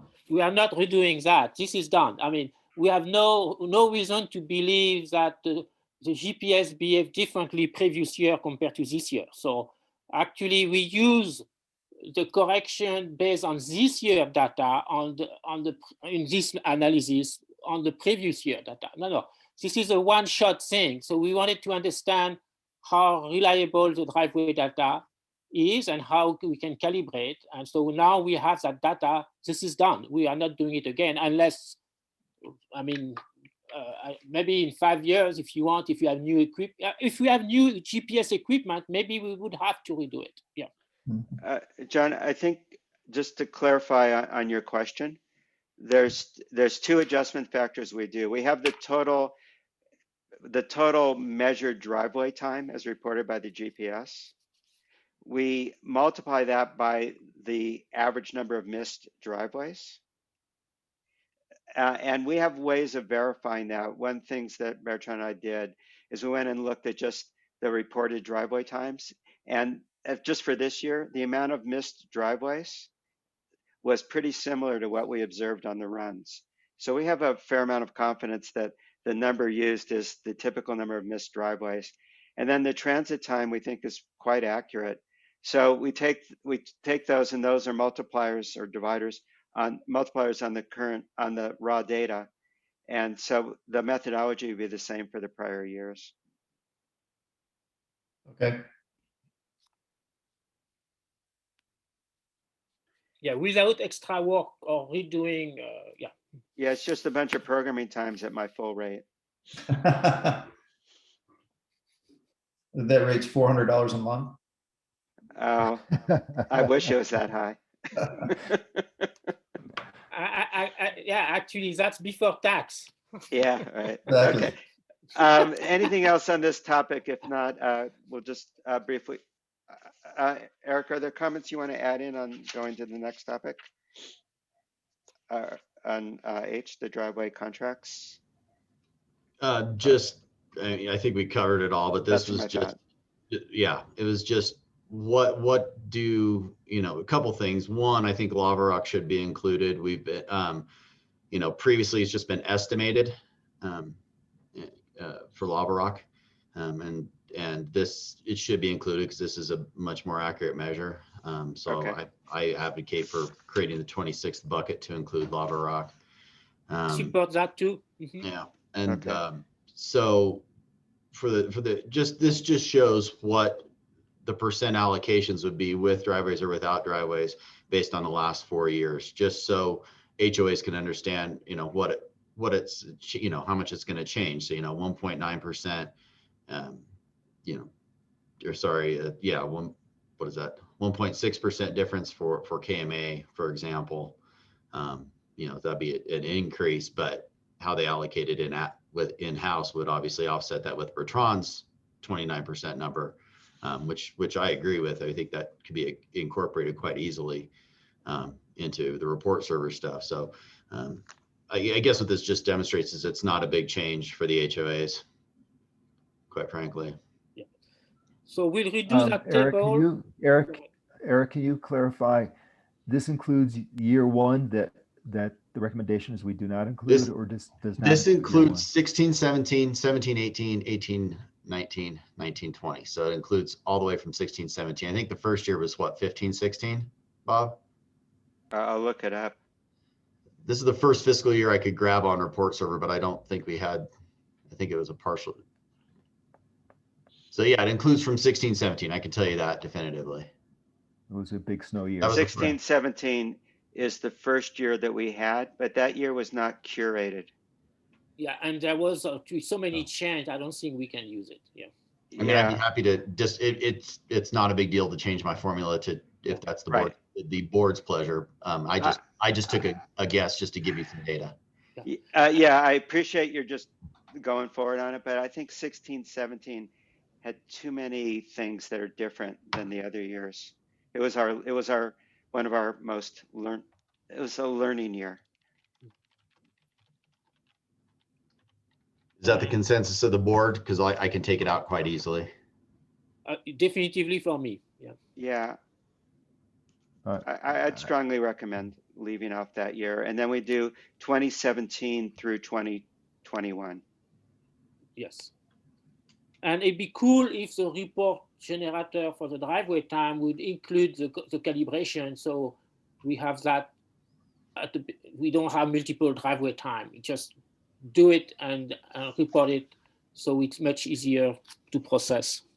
Okay, I'll work with you on that. Make that work. Cool. I heard from 2 board members. I didn't hear from the other 3. Peter? I'm trying to understand all this. Is it correct that you feel pretty comfortable with the data that you've accumulated in the last 4 years? Including this year, yes. And that you're prepared to cut back on the amount of time and money we spend on calibrating GPS numbers going forward, at least with for pleasure. Yeah, okay. With the greatest pleasure. That's my main concern as a homeowner. I understand paying for wages and equipment and fuel. And basically we've been doing a rate study for 4.5 years. Yes, that's correct.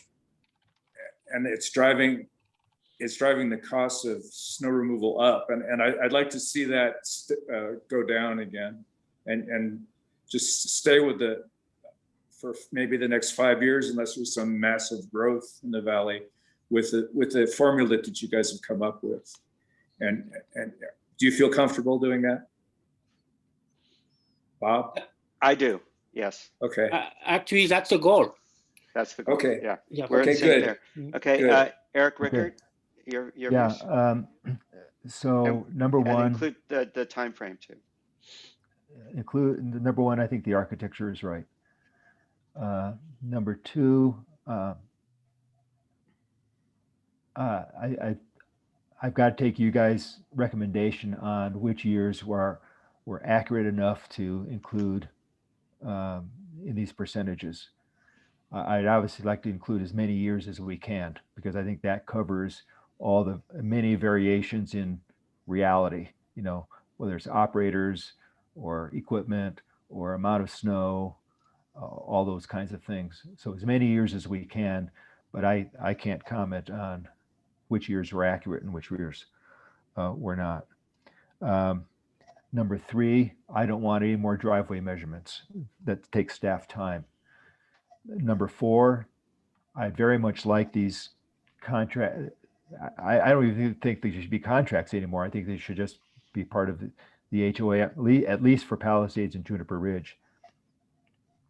I mean, that would be up to them, whether or not they have individual contracts or whether or not they just incorporate it into their HOA structure, the way East Meadows does it. And my recommendation to the HOAs would be to simplify.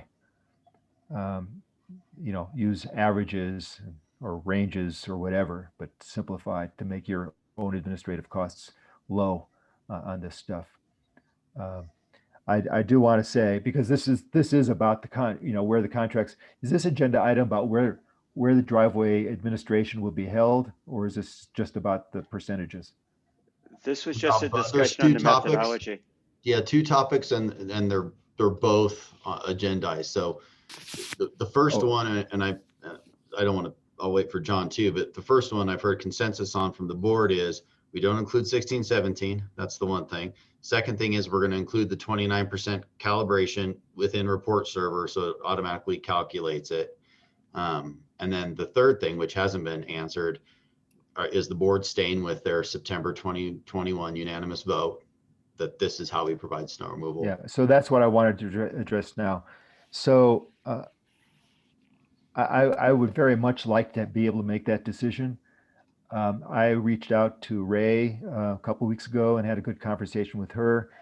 And my sense, as she has already repeated today, I think her main concern is what they may have to do with their CC&Rs and how quickly they could do it.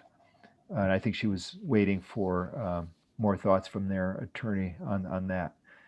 I did talk with one other board member from KMA who was very much opposed to taking over the contracts or the administration. But this person said that he might feel differently if he had a driveway.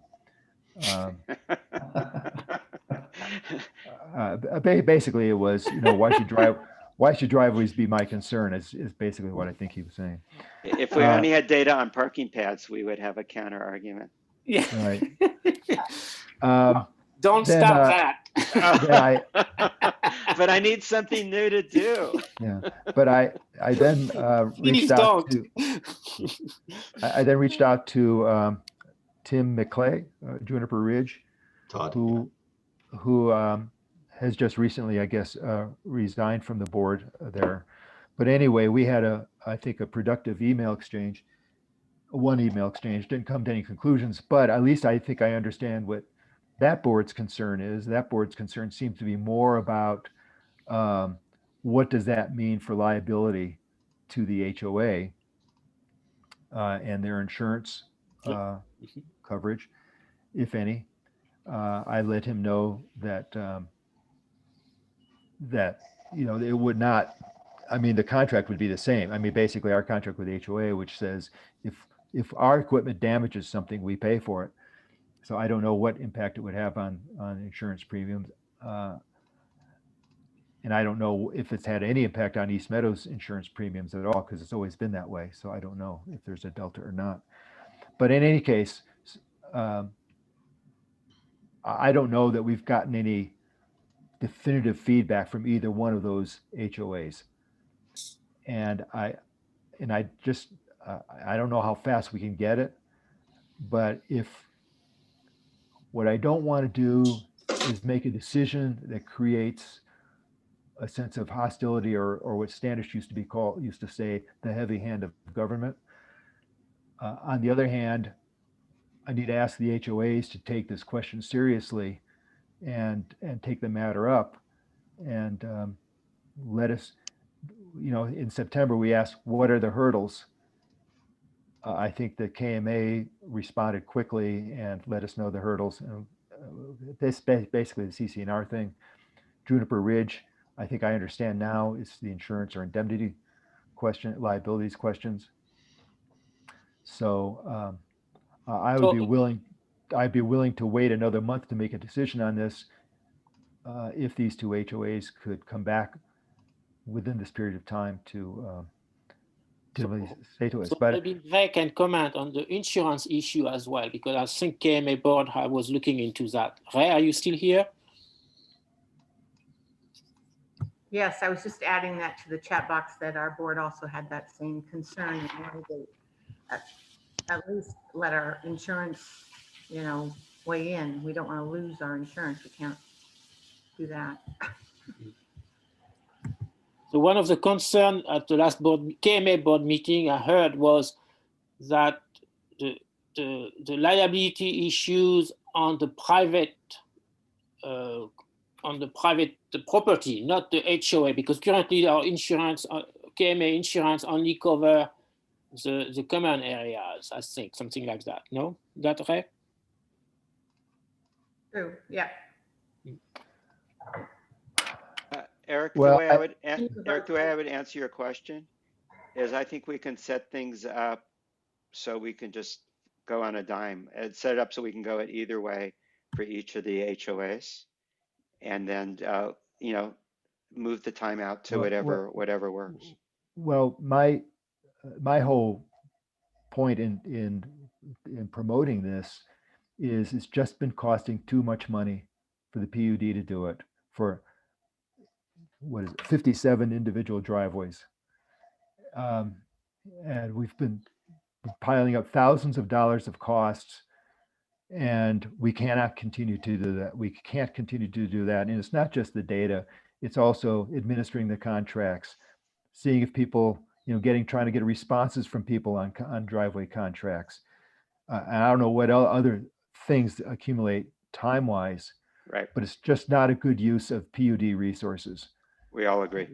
So that is my point, and I'm fairly adamant about it. And if we somehow continue to do driveways, then when we get to budgeting, I know where I will stand on those things, on how that stuff is budgeted and where the cost ends up. Okay. So I would like to ask the HOAs to get back to us with definitive answers on those hurdles. Not a definitive answer that won't create a definitive answer for us. We'll have to make that decision. But I do want to understand the difficulties they may face. I've been having continued conversations with the new. So Todd McClay sold his house, so he's no longer in the picture. So I've been dealing with 3 board members and Frank Dixon for Juniper Ridge, and the conversation's been much more productive, I think, than the prior one with Todd. So that is proceeding, Eric. Okay, well, that's good. We're working on a Zoom meeting when everybody can meet, and their biggest question, the liability question, is in their mind was moot. They said it's just like when you guys provide water to our HOA. If your pipe breaks and floods somebody's house, you're responsible. we get it. So they were fine on that, but their biggest concern was the split between driveways. So now that we have this new data, and if Bob adds that, 29% in, I can give them an accurate number, which was that was their really only concern of the 3 members I talked to, the new 3 board members. Okay, we were going through the list. So John, have we gotten all of your comments?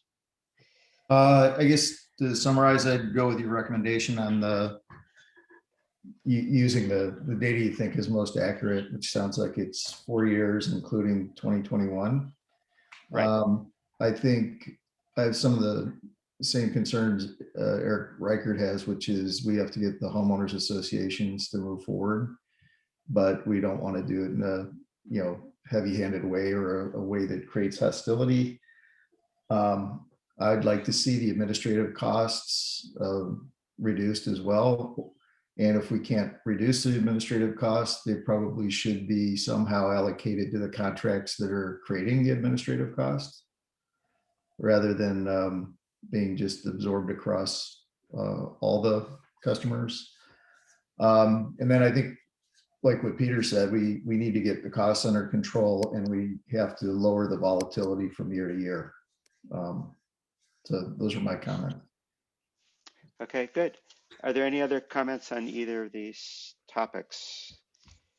I think maybe Reis can comment on that, but what I understood that is this, KMA is going to revise the CCNR, and this is happening in July. And we never know if we can get a quorum or not. So that's part of the quandary.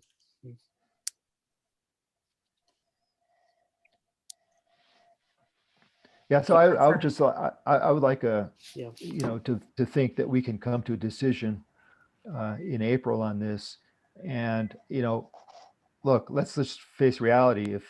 If KMA is having some difficulty, we may have to phase this whole thing in some fashion. But I mean, I'm hoping that everybody can do their best so that we can control these costs a little bit better. Yeah, I think that's go ahead. Yeah, we'll need the data to help make our case, number one, and number two, it seemed, I hope you're not thinking that the whole 30,000 that you're over, you're going to attribute to KMA, because I don't think that's. No, it's not all. It's certainly not all to KMA, Ray. Certainly not. It's all the, it's all the work that's been done to come up with this good data and this good architecture. But it seems like if you have that, you could just apply that, and you wouldn't have to keep repeating that next year. That's right. It's a one-time expense we're doing this year, so we can move on to other topics. You could establish that and and you still get some savings. Yes. Thank you. That's also part of the goal. Okay. I think we've covered this well. Thank all for your time. And again, thank you, Bertrand, for all your volunteer time to work on the data. Let's move on now to the Bob, can I just clarify, because I know that for budgeting purposes, for our staff's understanding, is it our intent to make a decision on where these contracts are held or how the administration is held at our next meeting? I defer to the president on that. Okay, my intention. No, I want a board consensus on it. That's what I would like. I don't, my feeling about it, but yeah. I think it'd probably be good for someone to make a motion and have a vote of what exactly we're doing before April, which I think is at this point is just 2 things, which is exclusion of the 16-17 data and include the 29% calibration into the report server calculation, so it's already there. So I think that's it'd probably be good to go ahead and have that on the record, as that's what we're doing, so we don't discuss it again. I agree. I move so. This is Bob. I'll second. Oh, sorry, Eric beat me to it. Okay, Eric seconds. Okay, Peter, can we do the roll call? Rickert? Aye. Epstein? Aye. Perot? Aye. Schroeder? Aye. Dormick, aye. It's unanimous. Thank you. And then Bertrand, you and I and Bob can work on incorporating that into this table here too. And Yep. once we have the dollars, it's just math at that point. So Yeah, and I also support the lava rock being a 26 bucket. If we can Should do that we add that to the to the motion. you can just amend your motion, Bertrand. Okay, so I amend the motion to also include the lava rock as an HOA in the HOA table, so it has its own bucket and will be part of the budget for HOA for HOA. Yeah. I have a clarifying question adding that. Eric, that's currently in the general calculation for KMPUD. So would you lower KMPUD's amount by that? So yeah, so there's three, and we know that one is nothing because that's a maintenance shop. That's the comings and going, so we don't count that. And then the wastewater is already counted for as its own, and that goes to waste. That's assigned to wastewater. So this lava rock would just change the KMPUD allocation, which we've had in every spreadsheet since I've been here. It's always been there. Okay. So we would just use these numbers. Okay. I second the proposed amendment. All right, Rickert, Aye. Epstein, Aye. Schroeder, Aye. Perot, Aye. Norberg, aye. Okay. Good. Let me ask a question. Before the next topic is probably a fairly long one. Should we take a short break? Sounds good to me. All right. So is 10 minutes? What do you, Eric, 5. how much time? 5? Okay. 5 so minutes? Okay. I have 9:56 now. So at 10:01, we'll come back from our break. Sounds good. On that topic. Okay, great. Welcome back from the break. We'll move on to the next item, which is the electric rate study.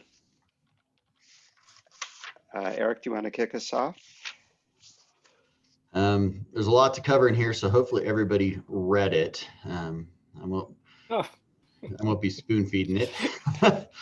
But so we looked at a few different approaches over the course of time. You know, the board's weighed in, finance committee's weighed in. So this has been refined and refined. We looked at quite a few different options to build the revenue need and how we allocate costs. And so just probably the shortest way is just to go through that. Some of this is going to be repeat from what we've already talked about at the board level.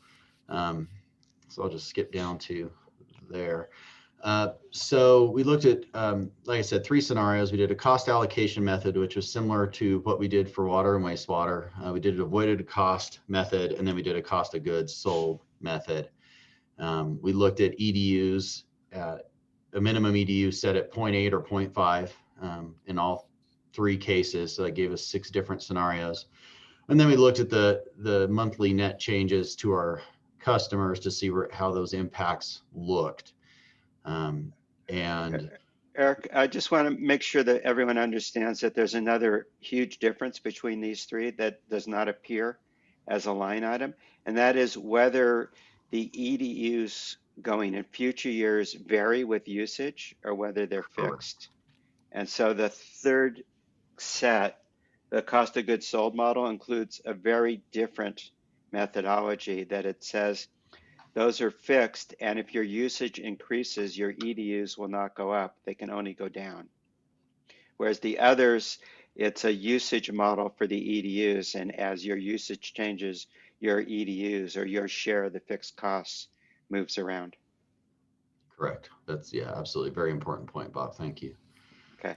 And the other thing I want to make clear is that we're assuming that we're trying to be relatively neutral, within a rounding error on revenues. So we're not using this as a way of increasing revenues, but just allocating who pays for them in different ways.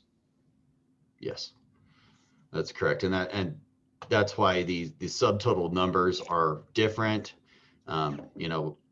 Try not to get to the 10,000th place in cents. That's why there's some little variation between it, but the general target was to be revenue neutral with our current revenue for electric. So there's no increase. There's decimal dust increase or decrease to the total revenue. It's not the goal of this. It was just reallocation of costs to more accurately reflect the cost of convenience for all customers.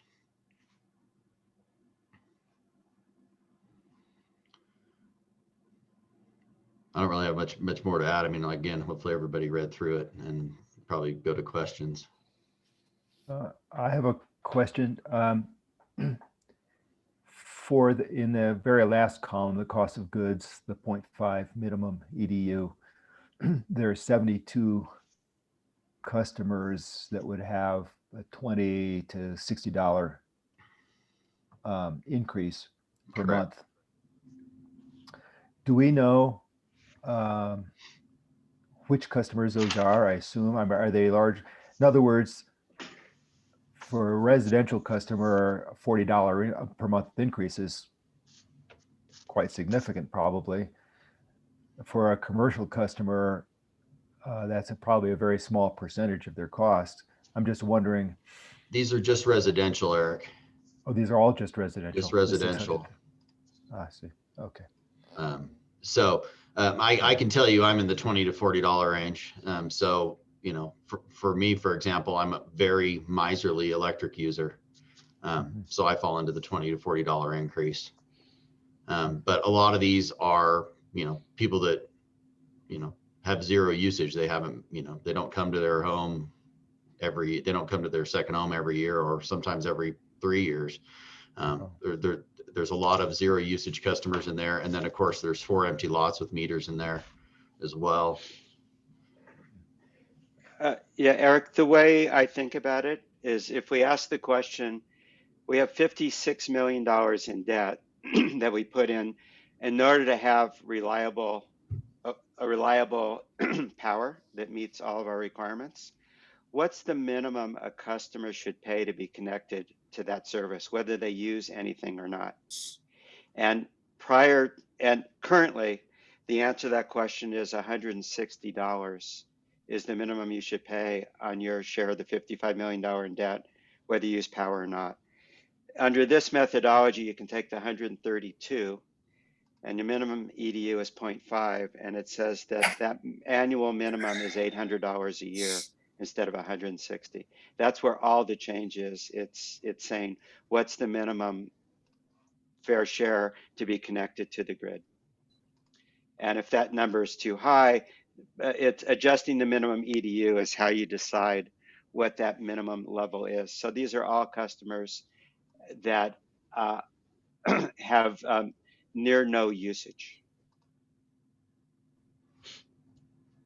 So people who are full-time residents are in general neutral? Yes, plus or minus? I would argue that 85% of the customers are in the top 2 items on the point. Whenever we use 0.5 EDUs, that generally puts about 80 to 85 in these top 2 columns between -10 and $10 difference on their monthly bill. Yeah, I don't know what all is we're looking at. I mean, I had a number of comments on the study itself. Do you want those now, or do you want me to just email those to you? So maybe let me have a comment on that subject of the EDU and. No, I just asked a question. I'd like it answered first before.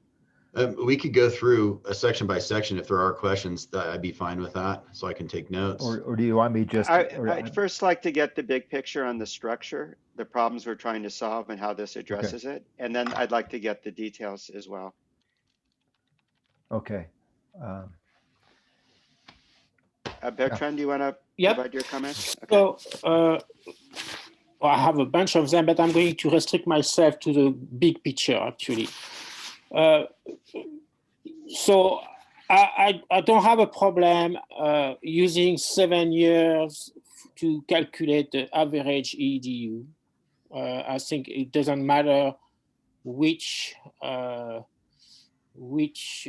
homeowner was there. We are trying to find the average use, so I'm totally comfortable with that.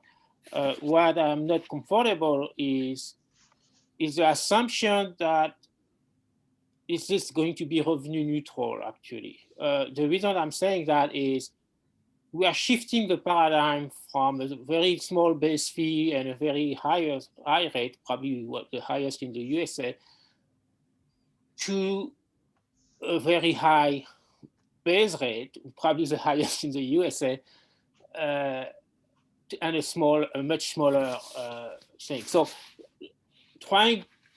we have no clue what the consumption is going to be once people adjust to this new condition, in my opinion.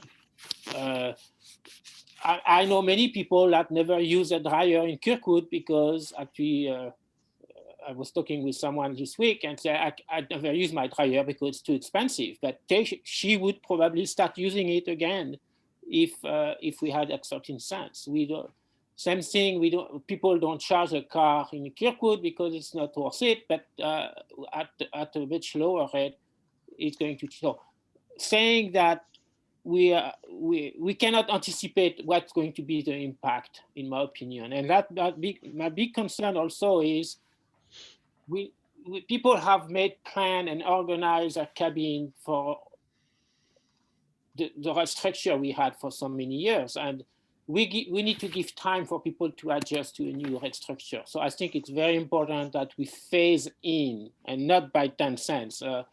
I think we need to come progressively. And the next thing is we need to take the time to really understand all the impact, and that's going to be indeed on the environment, but on the energy efficiency. What kind of program do we need to put? Do we need a specific rate for car charging? I mean, there's a lot of questions that need to be tackled, and that we should do it all in one. So if we are in a hurry, I would advise, I think Bob said at one time that $600 is the cost of our debt that for each unit. And so maybe that's what we should start with. Make sure right away we put that's $50 a month. We put at $50 a month, and then we take the time to really iron out exactly, if the target is 13, we can announce it and how we're going to get there. But I think there is a lot of things that need to be thought about, and I don't think we are there yet. Another concern is very high rate base fee. Very high base fee is very regressive. So just to illustrate that, I don't think that a 300 square foot studio should have to cover the same than a 6,000 feet cabin. Obviously, they are never going to consume as much. And the EDU at the 0.5 is not going to cover the magnitude differences that we have here. So it actually in the document that Bob forward for the IOUs, and they have actually obligation to provide low-income program for like a care program for PG&E, and so a lot of the analysis in that paper is how regressive it is to have high base fee, and I'm concerned with that. I think we need to take the time to assess all the effect and impact this change will be. I'm in support of it, but I think it needs to be phased in, and I think we need to take the time to have a proper environmental program and efficiency program to make it successful. Yeah, that's for the big pictures. Yeah. Okay. Mm-hmm. Why don't we go around and get other general comments? Well, my general comments are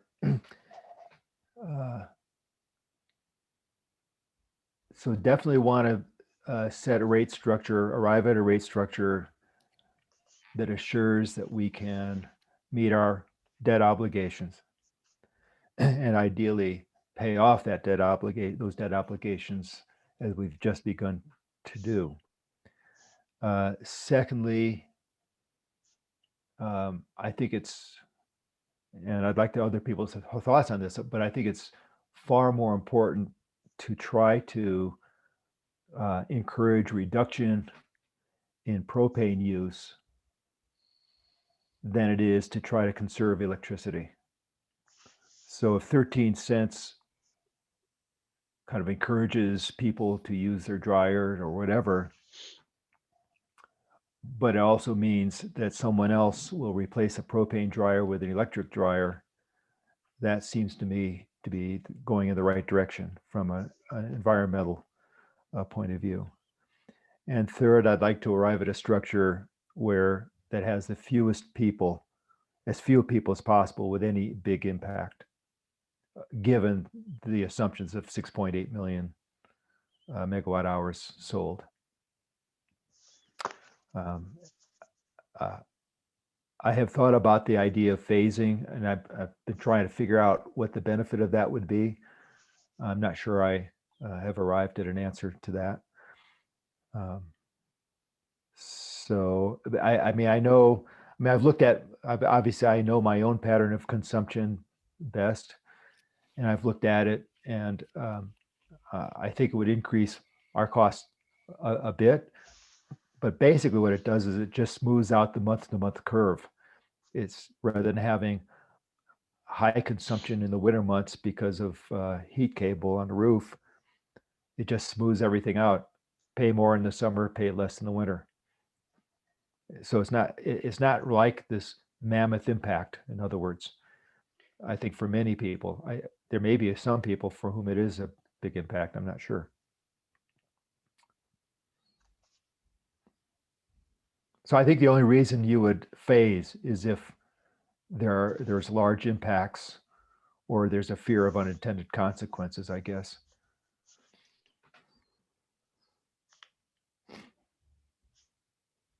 On Okay. this front, there's two things I'd like to add.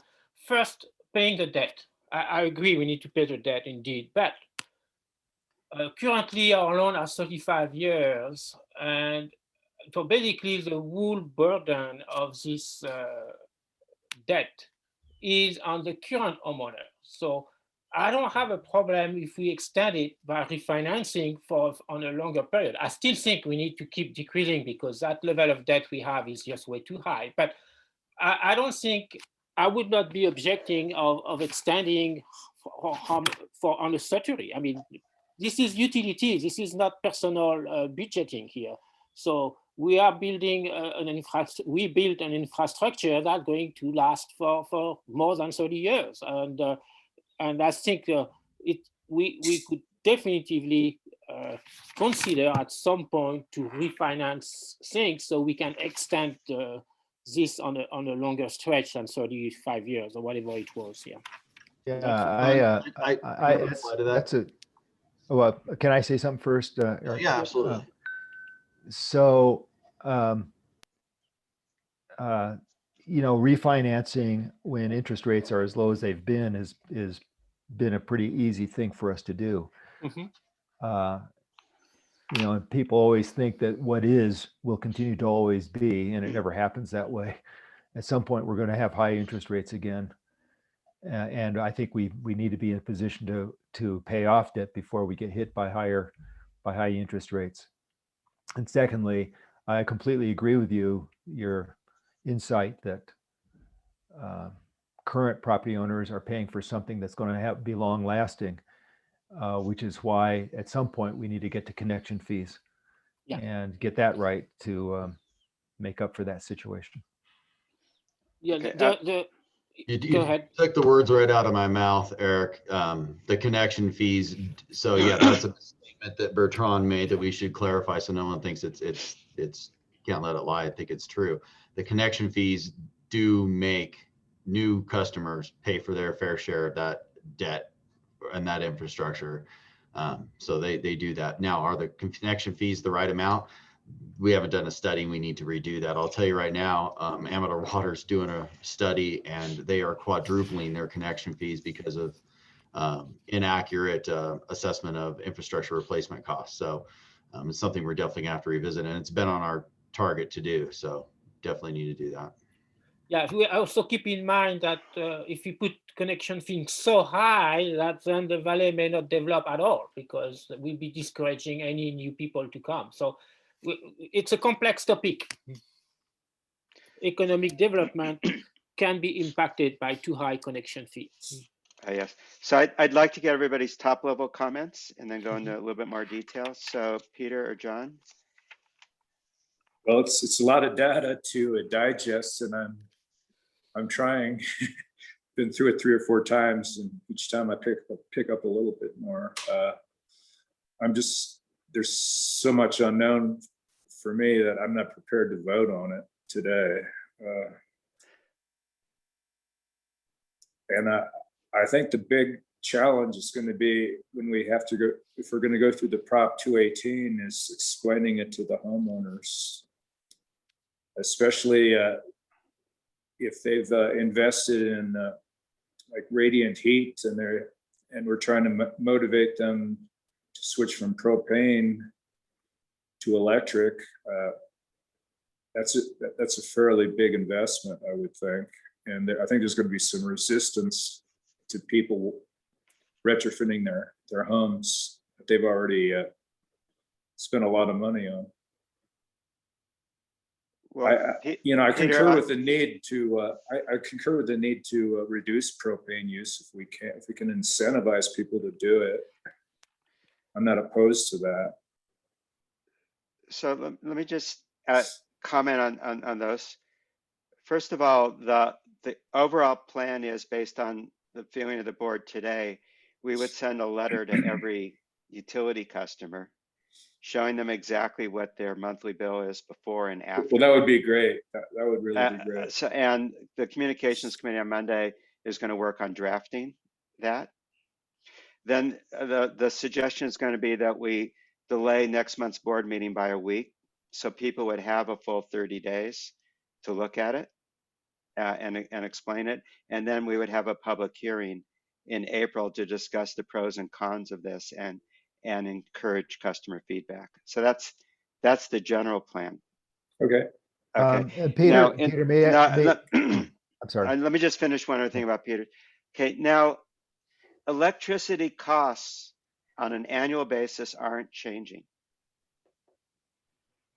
So if someone wants to keep on with their propane dryer or whatever they're doing, they can do that as long as they want. At the time, like for example, in my house, my boiler has a couple more years, and then I need to replace it. Under the current structure, I would never think about replacing it with an electric boiler for my radiant heat. Excuse me. But getting the price signal that electricity is going to be 13 cents is a very strong indication to me that I would be better off with replacing it with electric. So that's what we're trying to do with the price signal, is send a message. Now, if there's a new development going across Highway 88, our current pricing says you better make everything propane every place you can.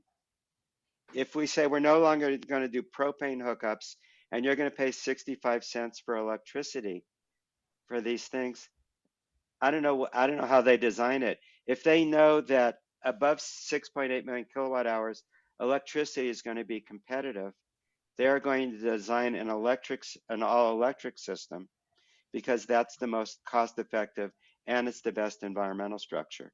So the 13 cents and the fact that your base rate is not going to vary with usage is a message that electricity, if you weren't doing snow melt and you're just running the risk of the ice falling on your head because of cost, that's a consideration. Switching out appliances is a consideration. And the other thing we're proposing in this is, if your house is currently not very energy efficient and you're going to make it more so, you can petition to have your base rate lowered. So that's what we're trying to do, is to put a price signal in that the future is all electric and it's affordable. Yeah, I support that, and I think phasing in would not negate that. So if we state, okay, here we are, we're going to phase in, and in 5 years we will be at 13 cents, then the message will be already out, and anyone developing or replacing should think electrical. Yeah, I agree that we can think phasing Yeah. if we understand why we're doing it and Yep. there's a predictable path. John, can we get your comments? Yeah. Well, I think we are drastically undercharging for providing the capability to be connected. You know, a little bit less than $15 a month. Whether it's a very, very small condo or a very large house, I think there's a minimum value of that that's much higher. So I think that supports a much higher base rate, which is shown in the table here. I think the concern over increased consumption because of elasticity, when you lower the price, I think that's just at odds with conversion to electricity and encouraging new developments to use electricity. So I think that one is, I would favor encouraging use of electricity, which is at odds, you know, it is at odds of conservation. So if it goes down to 13 cents a kilowatt hour, I probably wouldn't go in and take out my LED light bulbs and put in incandescent again. But there will be increased consumption. I think, you know, if someone was afraid to run their dryer, they'll probably start running their dryer. But I would favor encouraging the use of electricity at that expense, right? I think there was a suggestion by Standish at the Finance Committee that perhaps we could go with something like a 17 cent per kilowatt hour to build in some margin over the cost of goods. And as we increase consumption, perhaps use that margin to help pay down the debt. I think I'm in favor of paying down the debt because we have to find a way to get these electric costs under control. And it's one of the things that would help. New development would help by spreading the costs over a larger base. And so I think we should move toward this sort of a model. And as far as phasing in, we could, unless that seems like that would cause more confusion to the homeowners. You know, sometimes they could digest something once, and if we phase it in, we have to make sure we don't make them digest changes over a 5-year period. You know, what I've observed in my time at Kirkwood is people don't like change. And so if we can set a course and then stick to a course and be consistent over time, they adapt pretty well.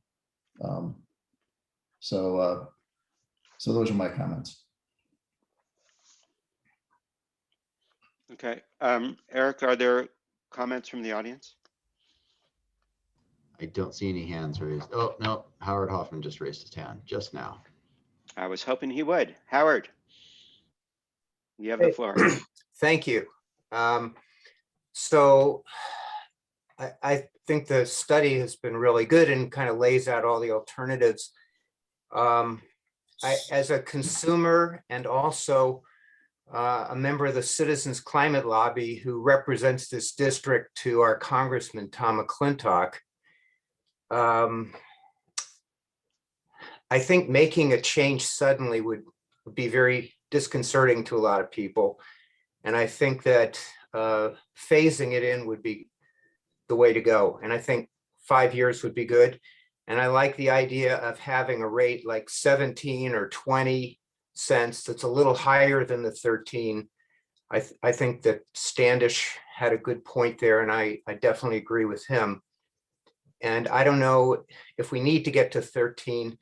There's one other thing on the big picture. We've had a change at the national administration, and there's going to be legislation of some sort this year about climate change.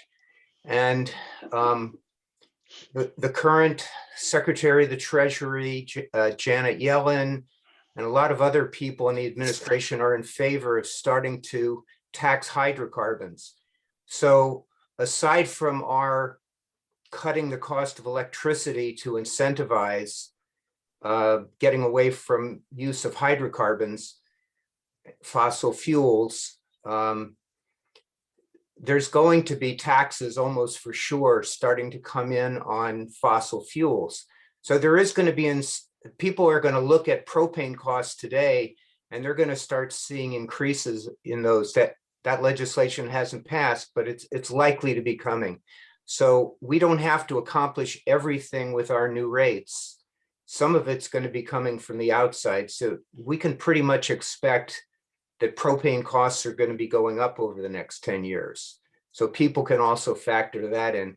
So that's why I really favor strongly the idea of some sort of a target of like 20 cents, which would be higher than the 13 that we're getting to, and to phase it in so people have time to take that into account in their purchasing decisions and to just get used to the idea that the rate structure is changing. Thank you.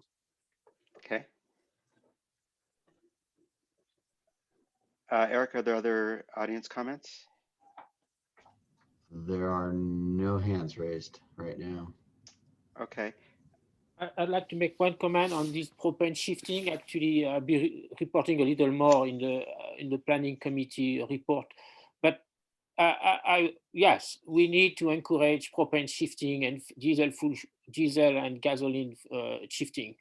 What I was saying about the level of usage, I think it's difficult. We need to have some flexibility in the system because we are flying blind here. We have no clue how such a big change is going to impact the actual consumption. I don't think it's going to decrease. I think it's going to increase. So that's good for the electrical financial stability. But the assumption we are making, and that's why I think phasing is just make it safer, so we don't basically have to face unintended consequences. Okay, so let me offer my comments on this and then maybe take another pass through on details. So first of all, one of the things we budget, we choose an expected amount of kilowatt hour sales, and we currently budget that so it will cover our costs and meet our obligations under RUS, which one of the most important ones is that we have to have revenues at 105% of costs, and that 5% is what helps us pay down the debt. Right now, since we don't know how much they're going to sell from year to year, we use up to $850,000 of property tax to cover when we guess wrong. If instead we use the model where the base rate covers our fixed costs, there'll be very little pressure on property tax. And in fact, the 450 that we have allocated would be unlikely to be used because the only thing that we fail to collect would be the variable rate, and that doesn't vary as much. So in terms of protecting property taxes so it can be used for other purposes, this is the strongest thing that we can do. Secondly, we have plenty of capacity for increased usage. So we have the bandwidth on our cable supports supports a lot more. We want to have the powerhouse always have 100% resiliency, reliability. We can go up there, so we can easily accommodate increases in usage. So if the scenarios we're not sure how much more usage there would be, we can accommodate a lot more usage. And when it comes to the point where we come near a limit, we can add in storage because that allows us to move the power across the network at times when it's no longer needed. So I feel like we can handle a wide variety of increases in usage. I don't see this ever decreasing. The last thing I'd like to be able to do is if usage goes over 6.8 million because of this, I would like to see us be able to benefit all of the customers by being able to reduce some debt. What we've done with the avoided cost charge of 13 cents is we've put our labor there and the actual cost of producing power. Once we go over 6.8 million, effectively we have a 50% margin on that. And so that's where we get the ability to pay down. If we make the usage rate higher, we have to explain it's no longer an avoided cost. It's a number that we've invented for some purpose. But all we would do is lower the base rate. So at 6.8 million, it wouldn't change. It wouldn't change anything. So I feel like we went a little bit astray in trying to figure that out during the finance committee meeting. But the avoided cost model, it has a way of always knowing what our rate could be and makes it much more predictable. So those are the comments I would add in. May I add a couple more, Bob? Yeah, please. I'm very much in favor of a fixed base rate rather than something that's recalculated based on use. I just have this nagging concern, although I don't think there's a very good solution to it. So it may just always be a nagging concern. But I feel like by calculating the base rate for each property owner based on historic use is going to create a phenomenon that's something like the Prop 13 phenomenon, where depending on when you bought your property, you either pay a very low property tax or very high property tax for the exact same service. And it seems to me that if there were a way to base the EDUs on peak use or possible peak use or average peak use, then you'd avoid that, next door neighbors paying very different base rates. But I'm not sure that there's a good way to do that calculation. I just wanted to express the concern and suggest that maybe a paragraph in this study acknowledged that approach, on peak use in terms of kilowatts, for example, or in terms of amps of service or something like that, was considered, but there's no good way to calculate it. All right, well, we can include the fact that we did try to look at capacity as one of the metrics, but concluded it could be done. Yes. So we should add that. That's a good point. So here's one way to think about usage. Usage is a function of the efficiency of your appliances, your behaviors, do you turn off lights or not, and your occupancy. So I think the biggest variable in terms of when a property changes hands is occupancy.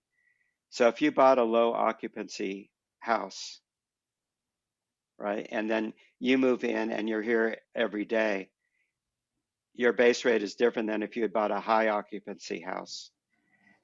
So I think that's probably, just intuitively, that's probably one of the biggest differences. So if you're an occasional user and you bought a high occupancy house, you can petition to have your base rate lowered after you've demonstrated that you don't use it as much. But the way to game the system is in occupancy. And we could factor that in.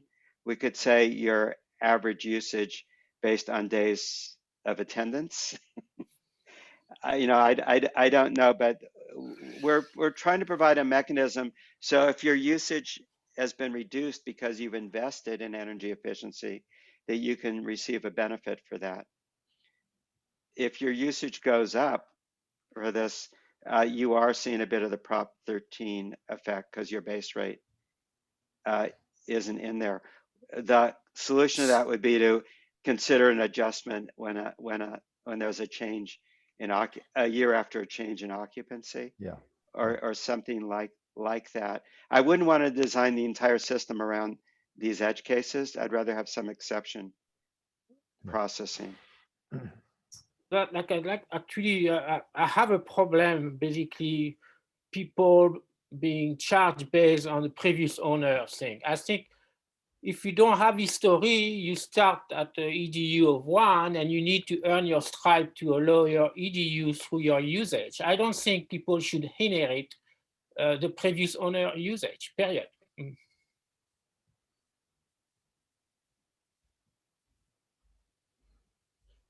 Okay, so that's another consideration then is the ownership change. I mean, and the ownership change is going through the roof lately. So we actually did a look at that, and just in this year alone, we've had 12 properties change. In 2020, there were 56 properties. 2019, there were 40 properties, and then it keeps dropping down to the first year we have data, there was 19 properties. So that's certainly a growing phenomenon here, as the real estate can confirm. But if we're looking at changes to the overall design, the ones we've discussed, one is the pros and cons of phasing in the change with a defined target we're trying to get to, how we handle property ownership changes. Those are two that I've made note of. Yeah, then there is a situation for the people that are never here, or because of a death, someone need to move or whatever. And for, I mean, big change of usage, which, and I think there is a limit. Clearly, the current base rate is not accepted, is not realistic and correct. It should be much higher, but between $50 and $132, there is a lot of variation. And so for people who basically were paying $200 or so, and they end up paying $2,000 without being able to come or being hospitalized. I mean, things in life happen. And since the avoided cost is only, I mean, not avoided cost, the share for the interest debt is $600.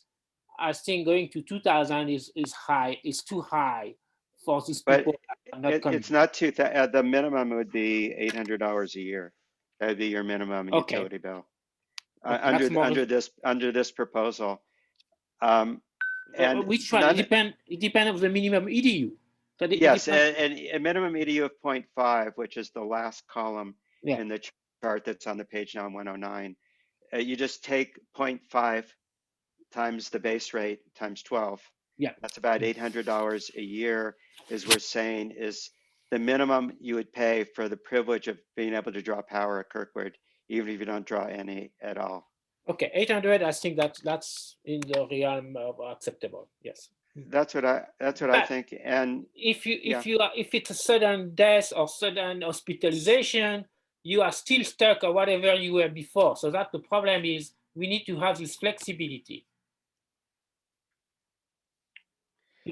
Because the people that are not consuming, that they be at 800. But let's say there is a major life event and people no longer can consume, they'll be stuck to the high level. Well, if you take the sum of all the base rates, it's real money to have the ability to have a home here. Oh yeah. It's not just the electricity. You take the sum of all of that, and it's to have a connected house in Kirkwood or residence, it's several $100s a month. It is, but it would be much worse. Yeah, and I understand the concern about having kind of a Prop 13 sort of a problem or a drastic change in usage. But if we continually adjust the EDU based on usage, then it has the same effect of discouraging the use of electricity, right? That's right. So if we're going to create an exception, I think the exceptions are a sudden change in usage of the home, either from a change in ownership behavior or a life situation. I don't know that we can create a rate study that deals with these hypothetical outliers and have it be legally defensible. I'd be very concerned about that. I've never heard of a rate study that considers that ever. Well, we could, in the case of the life situation, but how we reestablish an EDU and change of ownership. Yeah, the change of ownership is one thing. I was talking about the theoretical, life situation. There's no legally justifiable way. I couldn't come up with something that I'd be comfortable with putting my name on. As far as property changes, property ownership, I would certainly support that when the property changes, hands that it's assigned one EDU and then it's That could adjusted. be too high. Yeah, No, but it could be too high, it could be too low, but one EDU just makes rational sense. One EDU, you know, and It's just so, if it's a one bedroom condo, well, oh, okay. that could be an increase. Yeah, well, I think we thought could that- think I'm- about I'm ways sorry. of doing it, but it might be No, I'm the sorry, current- Bob. yeah. Bob, what I meant was if a condo is default assigned a 0.5 or a 0.8, whatever it is, then that's what it is. But if somebody's got up at 3 EDUs because of their usage and it's a change in ownership, I'm saying that it just defaults to one EDU or 0.5 or 0.8, whatever is kind of the default value for that kind of a residence. And I want to actually add on to what Eric said, because there's a misnomer, I think, in this discussion that condos use less. One of our biggest users at 4.8 EDUs is in Meadowstone. So it doesn't Right. matter. I mean, the whether biggest you're variable is home how many days they're here. and what they run, Right. I think, too. Right. I think Larry Parker has raised his hand. Yeah, I was just wondering if you could simplify it by basing it on their service. If it's a 100 amp service versus a 200 amp service. Have you looked into that? Yes, Larry, that's a really good question. And we tried to figure that out based on capacity, and there was no way, there was effectively no way to do it because of just the way the valley's been built. Thank you. But we did try that. I would like to characterize that it was work intensive. I don't say there is no way. We could actually make good. yeah. I stand absolutely corrected. Yeah. It was no less complicated than computing driveways. Yes. I Thanks for don't the know. correction. I think Howard has his hand up, guys. Howard, do you have a? I just had a question. Am I correct? I think our diesel power is about 3% of the power we produce. Is that correct? Well, in a good year, it's closer to 0, but this year it was 3, and that was because of the amount of public shutdowns that PG&E did. Yes. Yeah. Yeah, so it's very dependent on the public shutdowns and wildfires, but it was 3%. That's correct. And the problem is fuel, so it's not helping our environmental footprint. Yeah, Howard, but did you want to continue? Is that the question? Or? I just had that question. Thank you. Yeah, and what we've looked at in trying to minimize that would be, we looked last month at possibly putting in storage and looking for like a day's worth of storage or whatever, because that's more likely, obviously the fires are more likely to be when we have low usage than high. So we could eventually invest money to reduce the bad scenarios of using diesel. Thank you. Yeah.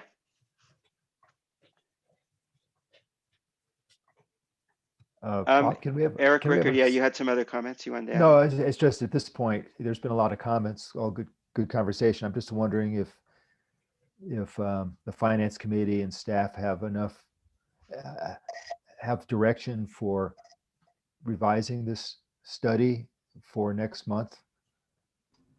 I feel like I Consideration? do. John, do you feel like we've gotten enough to proceed? Yeah, I think so. Yep. Okay. And I've also sent this to the energy group at UC Berkeley for their analysis and comments. So I would hope to get that back in the next couple of days. And assuming we move the meeting, then I've invited a specialist there to potentially come and answer questions for the And my public. Bob, my other question is it already concluded that we're not going to create a base rate based on cost allocation or avoided cost, or is that still to be decided? When you say the base rate, do you mean in terms of a variable base rate that's based on, that changes each year or fixed? That's correct. Is that the question? That's correct, yes. Well, these 3 different models, only one of them has a fixed base rate. Right, The so other- I'm asking, has that decision essentially been made here, or is that Okay. still an open Why don't question? we poll people and and see. How do you feel about that? I think it should be a fixed rate. I'd much prefer Larry Parker's solution, but I realize that's not practical. But a fixed base Okay. rate is what I would, with the possibility of going down as you suggested. Okay, and John, your view? Yeah, fixed with some possibility to go down based on a infrastructure change, not a usage change. Okay, and Bertrand? Well, I don't want any fixed rate that is going to be based on previous owner data. So that to me is a showstopper. I don't have a problem with a fixed rate going down, but I don't want people to be stuck because the previous homeowner was consuming a lot of energy, and I want a system that in the whole is responsive for people that conserve, that they get credit of their effort. Okay, and Peter? Well, I probably go with a fixed base rate. I need to do more investigation though. Okay. I would lean towards that right now. And let me make one suggestion that on Monday or so, I'll send all the board members their own personal analysis. You can take a look at that, see what it means. Sure, that'd be great. Not that we're basing our decisions on that, but it'll give you some sense. And if you Gives you have perspective, at least. Yeah, and if you have other categories of locations that you want to see some specifics, we've looked at it for every single meter. Oh, okay. I guess another question I have is, we've ruled out the feasibility of giving low-income discounts for senior citizens. Is that correct? Eric, let me refer to you on that question. Yeah, our attorneys weighed in on that multiple times. They just said it would be too hard to analyze, or what? No, it would be illegal. Because we're a public-owned utility rather than an investor-owned utility? Right, we can't set rates based on like giving a lower rate to senior citizens or things like that. But no senior citizen, no, but low income. I mean, all IOUs have to have a program for low income citizens. So if we collect a fee for that, we could do it that way, but we cannot use rate. We cannot. Let me finish, please. Cannot use rate revenue to offset other people's bills. You can create a separate program that you charge that's for that purpose, but you can't use rate revenue to lower other people's bills. So that's how PG&E has a fee that they collect to. They have a 4% public goods charge that they use for special programs. So everybody's rates are 4% higher to cover that. Okay, that's interesting. Informative. Well, actually, the POUs are also subject to that based on SB 1037. It's just that we don't have such a program here, and the planning committee is looking into that. Actually, right. So I was just explaining to Peter where the PG&E one comes from. Okay. Okay. So so there's by a vote of 5-0, people would prefer an EDU calculation that's not adjusted based on volume every year, with the added caveat that a change of ownership should cause an adjustment. Well, yeah, actually, I'm revisiting that. I have not killed yet the EDU concept, so I just got that 2 days ago. So it's just too fast. I mean, there is a lot to think about. I want to get some bit more time to analyze all that stuff. Yeah, so, it was not in the finance packet, so I could not review that earlier. I just got it. That's true. So, that's true. That's true. All right. So we'll view it as there's a leaning towards that, but not complete. Okay. So I guess based on that, we do have the information. The plan again would be to write this up in a way that's understandable for households, to send it out along with an analysis of their individual meter usage, and propose that this be a public hearing on the topic at the next board meeting. Eric, do we need any resolutions on this, or? I don't know. I don't believe so. If April will be when we present it, that'll be our first day. Okay. And let me just say that we couldn't get it done on time and meet the current date of April 10th. But if we are discussing moving it out a week, we could make that date.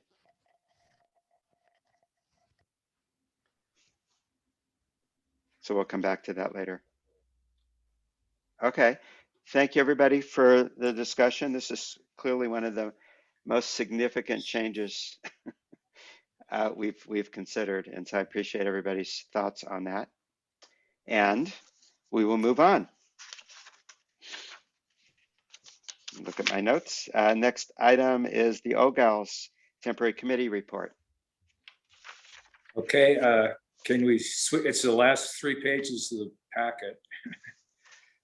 Tommy Baggett did a real good job of summarizing what the OGALS committee has produced. We've had 4 meetings, and each one seems to be we've had more input, and we've come up with four potential projects that the board could consider if they want to pursue or not. The first one is a meadow bridge, and there's pros and cons to that. I think there's a lot of support in the community for improving the access year-round to the meadow, so that we kind of lower the east-west divide, the Alpine-Amador divide, whatever you want to call it. And with the pandemic, there's been a big increase in usage in the meadow, in my opinion. That's what I've experienced. And it's kind of like a neutral territory for everybody. It's kind of like Golden Gate Park, the miniature Golden Gate Park is to San Francisco. But anyway, the big obstacle with that project is getting Vail to agree to a lease agreement.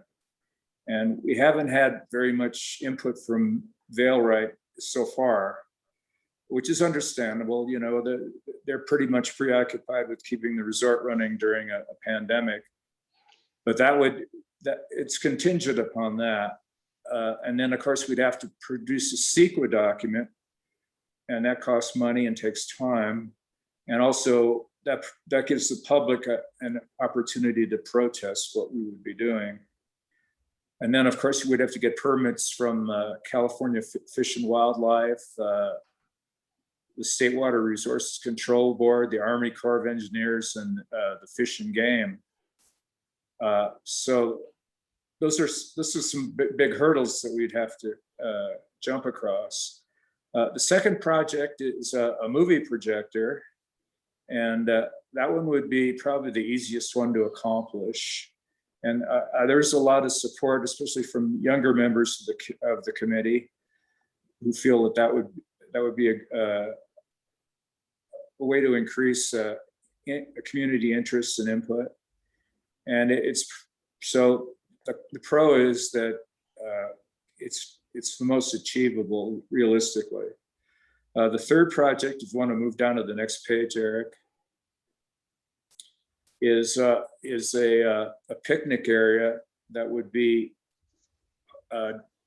produced on district property behind Lava Rock Lodge, and that would be good for the seasonal employees and year-round employees of not just the district, but of the resort, and for everybody. It makes a nice entry point into the meadow, especially if you have little kids or dogs or whatever. And that the fourth project is a restroom, and this one had the least support by the committee, because again, it involves the hurdle of getting Vail to agree to designate a piece of property for 30 years. And the fact is that it would cost them, in the long run, it would cost them a lot more money than a porta potty, basically.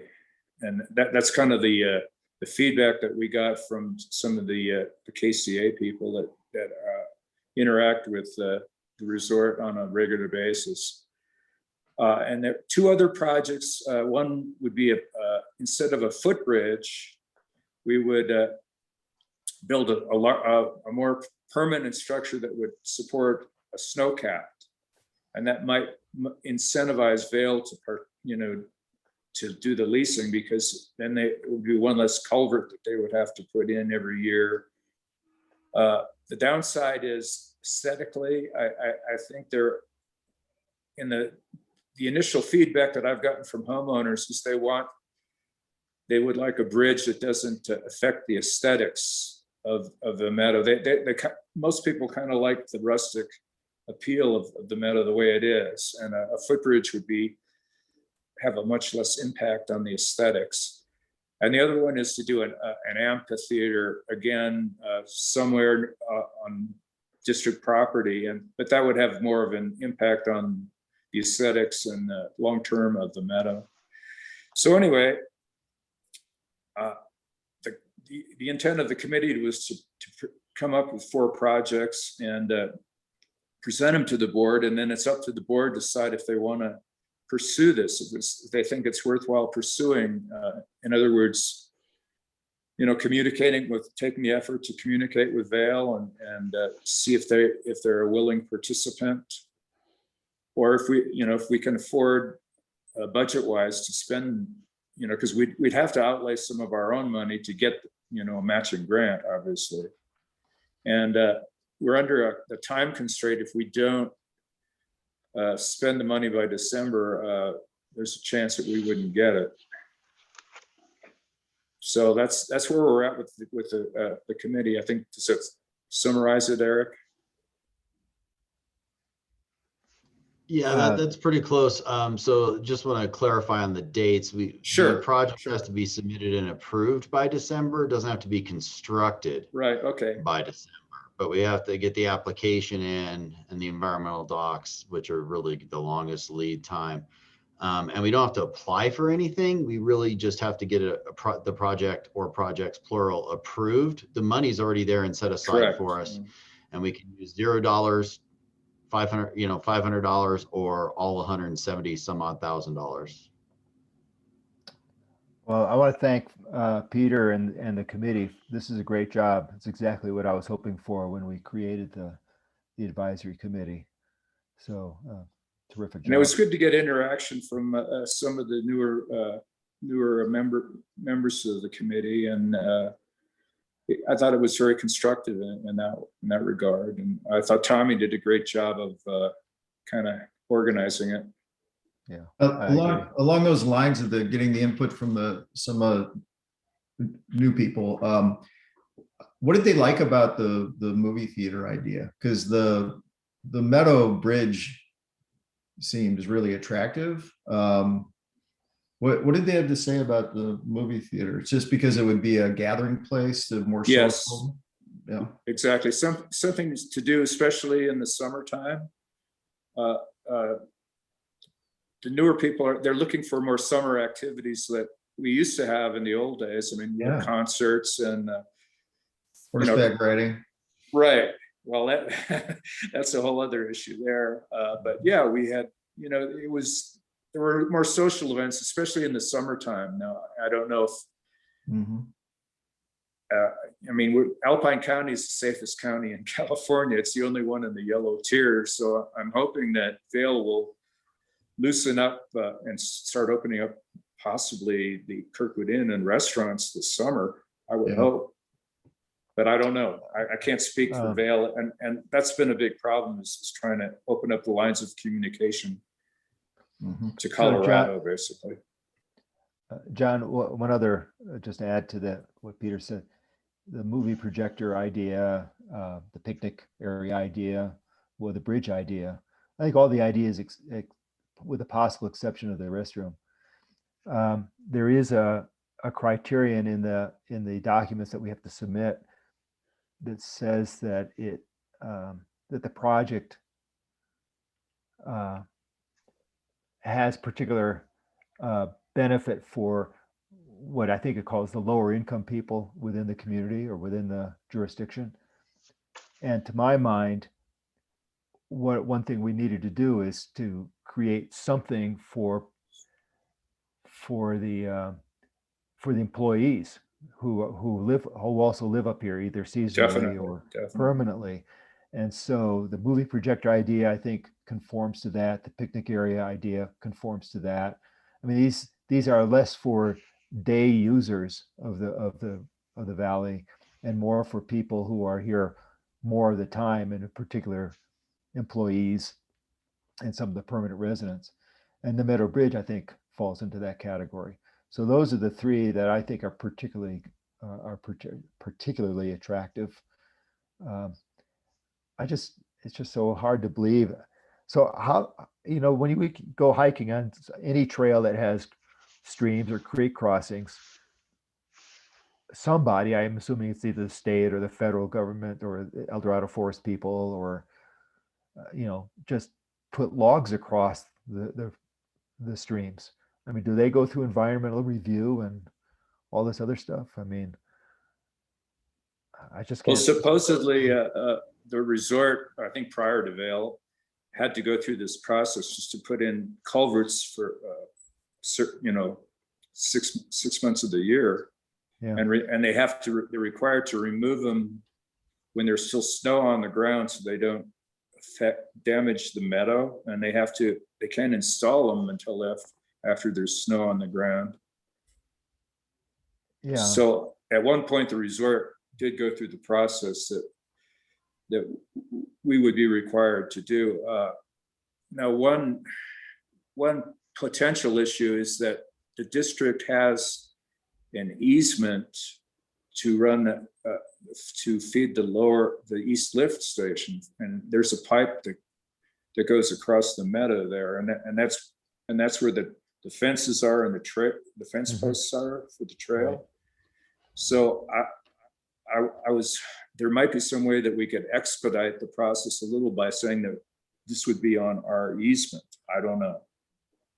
Yeah. Tommy didn't think there would be a benefit to that, but I don't know. It might expedite the process a little. Yeah, no, that it wouldn't, unfortunately. It's I like the way you're thinking, but unfortunately, yeah, that would not. It's too practical. Yeah, I get, yeah. Well, the easement is for utilities. Yeah. A bridge is not a utility, right. So Peter, do you have a recommendation? Well, my recommendation for the board would be to pursue any of the three projects or all three of them personally, and if we run into a roadblock with one of the projects, we could focus on the other two that we know we don't need the approval of Vail. But there's 4 projects on here, right? Right, there's 4 projects. So which 3 would you pursue? The first 3, other than not the restroom. There was a general consensus that the restroom would raise too many questions in terms of maintenance and expense. And if you're if you're a customer, that you'd be subsidizing the resort in a sense.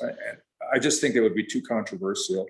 Right. And it's way cheaper for them and they have more freedom to do the porta potty, and it's worked for the playground. So those are the 3 projects that I would recommend pursuing if the board wants to, and I'm prepared to make a motion to do that. Okay. I would caution that if we're going to pick something, we need to pick it, because once we start spending money, if we end up not doing the project, we can't tap into the state grant. Correct. It actually has to be a built project. So if we spend a bunch of money on CEQA and uncover some birds and bees and my recommendation wouldn't be to spend any money until we get approval from Vail. Oh, gotcha. Yeah. Does that sound realistic? I mean, that makes really good sense. Yeah. Peter. And maybe we. Based on our experience with I'm sorry, Eric, go ahead. Maybe Peter, we just say that we make best effort to get some sort of I hesitate to call it commitment, but I'll say commitment from Vail in the next 60 days. Otherwise, we just won't have time to pursue the bridge. But I would say a commitment from Vail doesn't have much meaning based on what's happened with the playground. So we did send Tom. I know Tommy sent them the requirements of the agreement that's included in the grant packet for a lease. So they've had that for, Peter, what, 60 days now, at least? Approximately. Yeah, Approximately. and we've heard nothing back on that.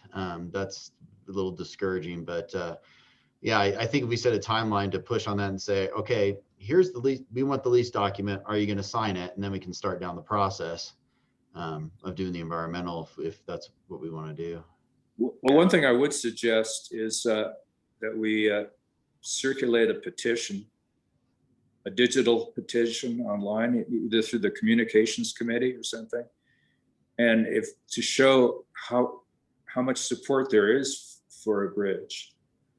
I mean, I got a pretty good response from just Bob Endy sending out one email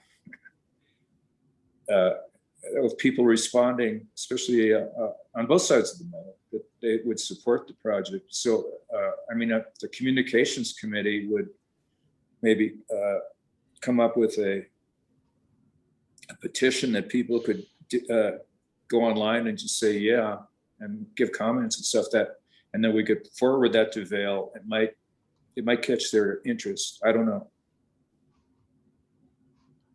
I think, Bob, we could use whatever petition.org or something like that. So it'd be minimal effort. And I think that would be something we could realistically do. I think the I mean, petition or monkey survey?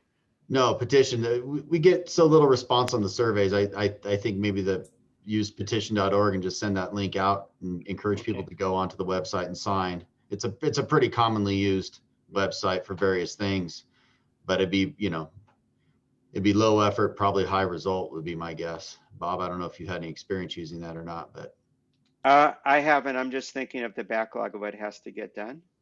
I think this one would be small enough that I think it's something that Jess and I can get done. That would be, yeah. That would be great. The other thing, though, about the bridge is, again, we're talking depending on the type of bridge, but what would the cost? I mean, if just even the environmental and permits would cost $55,000 estimated, yeah, then there would be the design, the structural design, then of course the construction or installation, and whether it's something that gets moved in and out seasonally or is permanent. The question I would have, maybe we could somehow put together a rough estimate. I mean, because if this is going to be way beyond the 178 plus the whatever it is that we've got to put in anyway, the 200 and some $1,000, then I'm not sure. That would be a good piece of information to have. So I can tell you the last pedestrian bridge I did, because I actually designed one and built one, it also carried pipe. So it was a little bit more robust than what we're talking about. It was $180,000 competitively bid. It's the one for those of you that go down to Sutter Creek, it's the one behind City Hall that links the parking lot across the creek. I know that one, yeah. That Cortan rust. So it was, it was very specialized. But that was 180, and that's about the length I'm assuming we're going to need. The footings, that was everything all in. Obviously, we'd have to build footings a little bit more. So my guess is around the $200,000 mark. But if we bought a prefab bridge, that would bring it down instead of a custom construction. So that's one thing to do. So we're not talking about 2 planks, right? No, I'm not talking about 2 planks. So which you mysteriously put in the middle of the night. Yeah, and then the other thing is this definitely, from our perspective, should not be a removable bridge at all. First of all, we need a crane to do it every year. That's a huge cost. Parks has no money, and you'd be driving a crane out into the meadow once a year and tearing it up. So. Well, Eric, I think it's not that, it wouldn't be as hard as you're making it out to be. We could take a loader with a boom on it, drive down to the east lift, and the boom would extend out. I mean, if you did a minimal removable footbridge, you could do it pretty easily. And Carolina pointed out a website that you can go to about bridge for more information on bridges. But I would prefer a permanent bridge myself that was low maintenance, but could handle the snow load, but not a snowcat. Well, The only yeah, other But that's just me suggestion, as one board member, the suggestion I would offer is if we were going to do a petition or something like that, having an artist conception of what we're talking about. Oh, it would be great. Yeah. So where would this be located near, where would it be? That's the question that hasn't been resolved that we should resolve before we go to Vail. Well, Right. my feeling is that there's an access road to the East Meadows left that people can, so if you're in the East Meadows, you can walk down that road. You're not going on anybody's property, so you're not going to irritate anybody. And cross right there. And that's where the fence, you know, where the old fence posts go across the meadow are? Right. That was the border for the horse corral at one time. All the horses were kept at the north end of the meadow. And there's already a trail there, and that's where the district's easement is. That seems to be to me, the most logical place to put it. The only thing I would say that we should think about too. Yeah, go ahead. If we put it in the middle of the meadow, somewhere in the, where a creek crossing towards the middle of the meadow, I don't have to worry about ADA compliance. If we start introducing usage of our road, that road now has to become ADA compliant for access, for walking access. So something to consider. It's an additional cost we could avoid if we put it out more in the middle of the meadow. Well, but that's the main place where most people cross currently. Yeah, but that could be changed. I have another question. I thought the meadow had been deeded to a conservancy trust, correct? There's an easement. Yeah, you're absolutely right. It's not deeded, but it has a conservation easement over it. Yeah. Recreational purposes is one of the things, at least on some of the ones I've seen, and I don't know, Eric, we've seen this one. Recreational use is permitted. But recreational uses are already allowed under that blanket conservation easement, so this would not require their blessing or approval. That's what I was thinking. So if it's so do we need to involve Vail? Can we skip Vail for that? It's their land. Vail owns the They property. Oh, okay. So there's just an easement over it. Okay. But they're restricted to what they can use it for too. So correct. Exactly. No, unfortunately, we can't skip any of these steps. Well, that would be too simple. I guess my recommendation is that some very preliminary work be done on this bridge to even see if it's feasible, either financially or from the point of view of Vail. And I don't know if that requires a petition or I'm not sure what it requires, but clearly if we don't have some assurances on both those fronts in 60 days time or so, we wouldn't have time to go through the whole process, the environmental stuff, the plan, the submittal. Right. So it may. There's a small window for sure. There's a small window to make that a feasible possibility. Right. Well, that's the beauty of the movie screen is that we can, if the other projects aren't viable, we can always go through with that and get some bang for the buck and improve the quality of life in Kirkwood a little bit for everybody. Well, and I would think the picnic area is similar, I would think. Yeah, those two projects for sure. I'm inclined to pursue both of those and accept the reality that the bridge is a multi-year effort. Okay.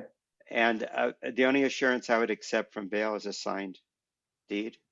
Oh, sure. Agreement. Sure. And I just don't see that happening based on history. What happened with the playground? Yeah. We're still waiting. We don't know what year they'll get around to that. Right. I understand. Yeah. Unfortunately. Unfortunately, yeah. It's frustrating. It is. But if we think of that as a multi-year effort that we'd like to see happen.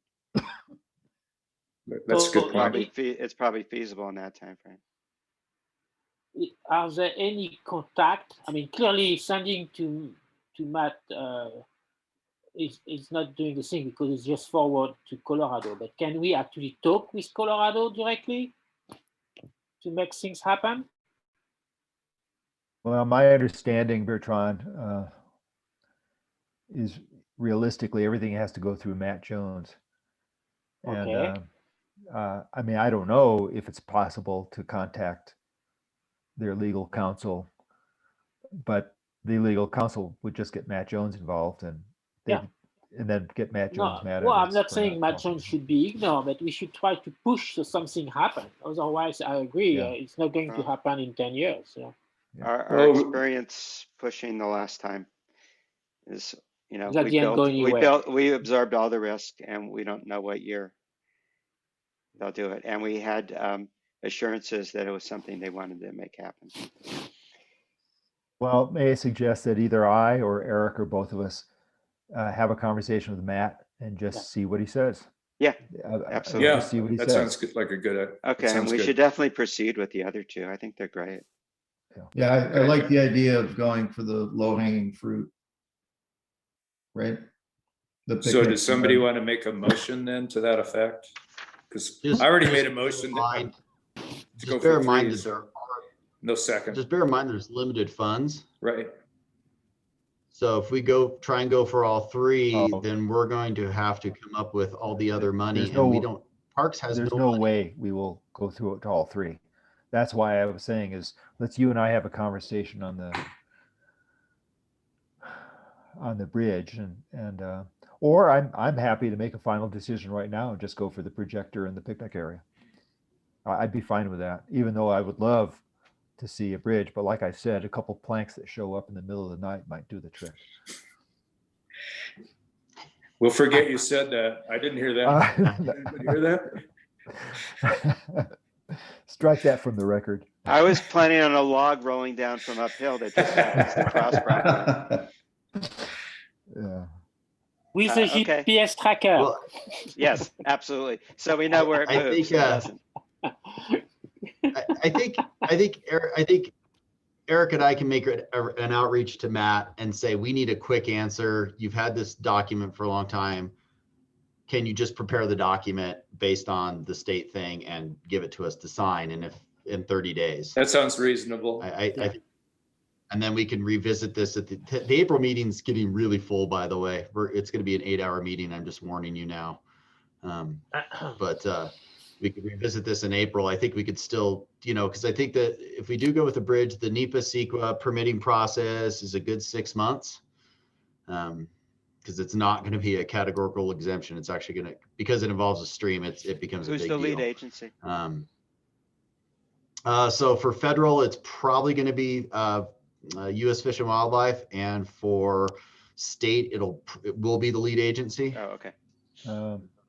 Because it's our project, but for federal, you have to have a Okay. federal lead. So I would assume it'd be Fish and Wildlife, since it's not Forest Service and USDA is not involved. I'm going to change my mind here. That bridge idea, I love the bridge idea. I think it's not going to work. So I would favor just going with the projector and the picnic area, saying thank you for this money. We appreciate it, and we're going to use it for these purposes. I just think the bridge thing is going to consume time. Eric, I just think you're being overly realistic. And I'm the pessimist in the group, and I think it's doable, but really, God, I Eric. think it's, now bear in mind, it's not construction by this December. It's just Approved. getting the project. Yeah. And No, funded. I'm more concerned about, well, Vail, of course, but also just the cost. In the end, the cost. Let me get some numbers from let me reach out to some of my peers that are still doing construction management and see if there's any bridges that have been constructed recently. This is, I haven't really been involved in this at all. So let me spend, 8 hours doing a little due diligence, and I can. Eric, could you push up that last page a little bit? This way? Push. This way. Okay. There was which one do you like? The one that where one? It gives the information on where you can get, you can Google bridge information, bridge construction, because Carolina, where is that? Boy, I didn't see that. Nope. I didn't see that either. That's the last sentence of the paragraph, I think. Yeah, I thought it was. Yeah, there we go. The Parks and Recreation, the reference California Trails Handbook on bridges. Oh, And see, Carolina had, she got some pictures of footbridges that they did in Monterey.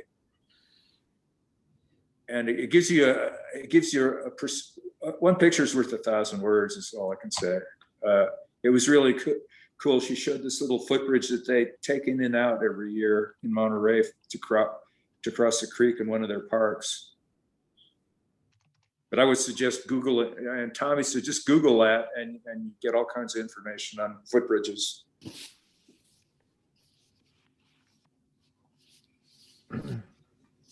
Okay, so then there's the conclusion here that we'll take 30 days to vet the bridge idea with Vail and Yeah, with Eric's just have a peers conversation with Matt Jones.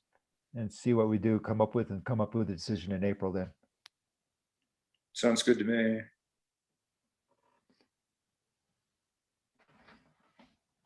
Okay. okay. Do we need a resolution? Ready to move on? I think we've got a consensus. I think that's Okay. enough. All right, great. Again, Peter, I just want to add that I agree that we should at least try with Val, just to have it on the record that we tried, instead of giving up. But it looked like it's going to be the other two items. Yeah. okay, great. Peter, thanks for leading this effort. It's really great. Oh, no and, problem. I think your committee work is done on this one, and I guess we should send a thank you to the members. Yeah, for their especially participation. Anna and Carolina the two of them did a real good job. And Tommy, yeah. And Tommy, definitely Tommy. Okay. Ready to move on to item 10 then, General Manager's update.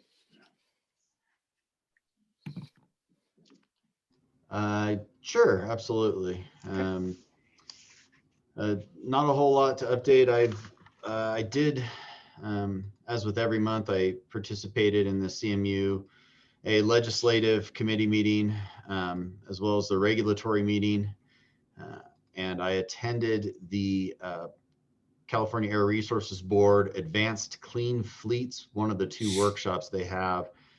This project is going to have a significant impact on all public agencies, and it's going to be very, very costly. So I've been heavily involved in that work group, as well as attending the CARB meetings to get our comments in.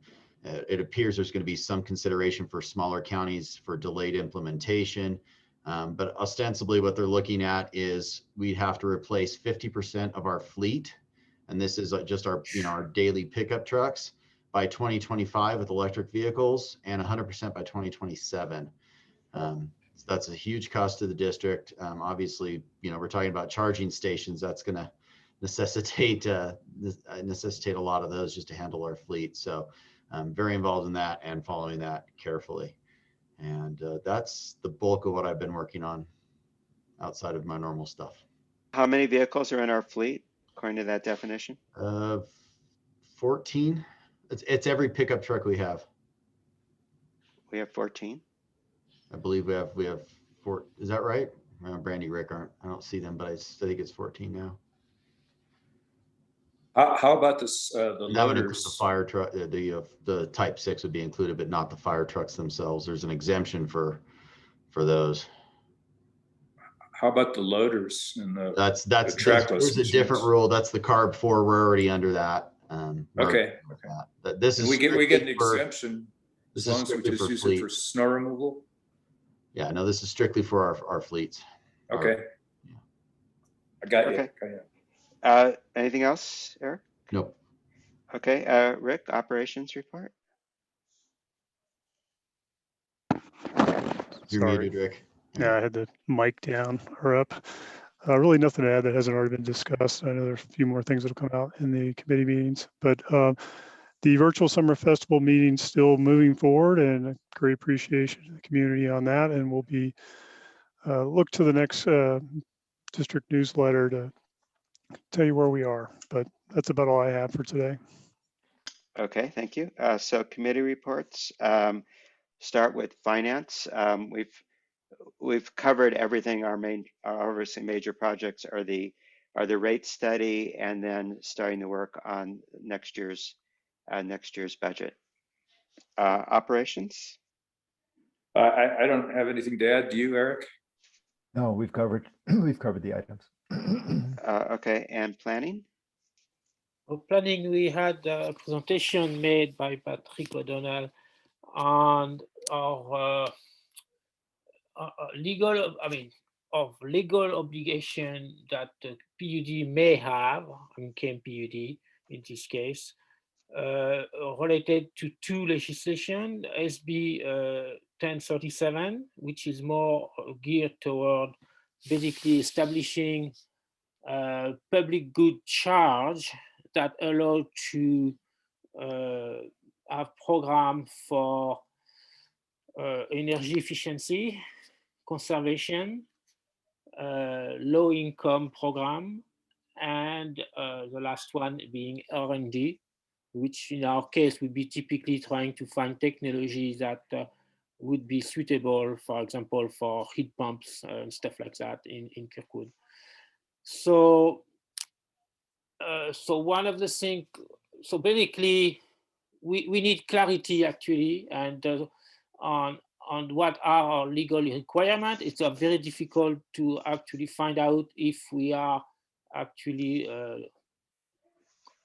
required to do something or not. What we basically come up with is, it looks like there was exemption that could be granted for good cause, but we don't know for sure that are still available. So we are digging more, and we actually would like to make a presentation for the board. So actually, we make a decision on what strategy do we apply on this legal requirement.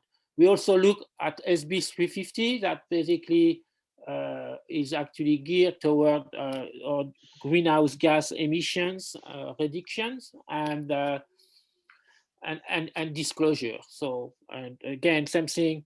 We are still digging. Actually, I know that Brandy has explained several times, but it's not clear to some of us what exactly we are required to disclose related to our RECs, because it doesn't really show up on the thing that we do have on the website. Right. And but that's something that we can talk offline, and we get back to that.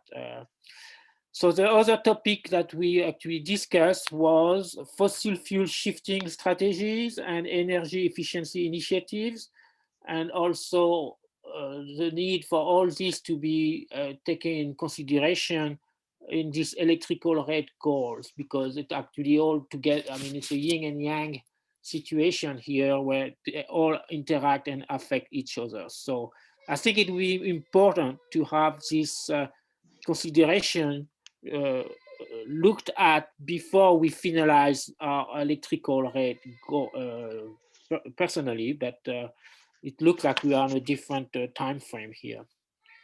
Other than that, that's basically the substance of the meeting. So the planning committee will come back, probably not in the April board meeting because it's already overloaded, but in the May board meeting with a presentation on that topic, so we can decide if we how much we want to actually I mean, there is a potential risk that we have some legal exposure here, so we need to take a decision on that, and we'll get back to that in May. Okay, thank you. Communications, we've covered what we're working on, a redesign of a website, which is underway, and then otherwise communicating the rate study. It's our next big topic. And then personnel.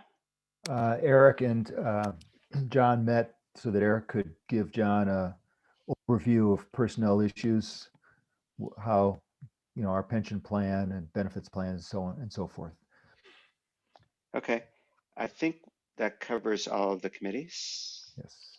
I didn't miss anything. Okay, we have the summer festival listed as item 13, but Rick, do you have anything? Is there anything else you wanted to add under this topic? He's talking with the operator right now, but I think he covered everything. Okay, so then item 14 is general discussion, anything the board wants to bring up for future reference. And I've identified two that were discussed earlier. One is a discussion of propane protection. And then the other, which I didn't quite follow, was in terms of the water data at Bertrand, but I didn't get my notes right. I know that earlier we basically was asking about irrigation versus regular water, and so Brandy forwarded to me the tabulation that of all this recording, but there was some discrepancies, and I know that if we are going to do some hydrology study, and we need to basically make sure we provide proper data. So I just want, and I'd be happy to help if it's helpful. But my concern is, I think there is some cleanup to be done in our recorded data for the water. Okay, got it. All right, does anybody have anything else they want to add into general discussion? So Okay. I guess we need to talk about the April meeting. Yeah.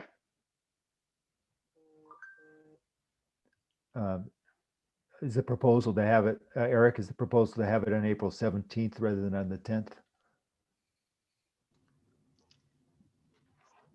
That's not, I don't know that. Oh, I don't know what. Yeah, I don't know. I just know we needed more time for the rate study. But I don't know. I was also under the impression at least one board member couldn't make it on the 10th. No, I actually juggled things so I can be there on the 10th. The 17th will be more difficult. All right.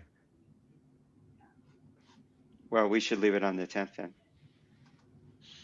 Yeah, I got what I'd call vaccination elation and booked a trip. Ah, well, we wouldn't want to slow that down. Okay, so let's leave the board meeting on the 10th. Finally, I just want to thank you, Bob, for running the meeting. You're very welcome. Appreciate it. Enjoy your grandkids. Thank you.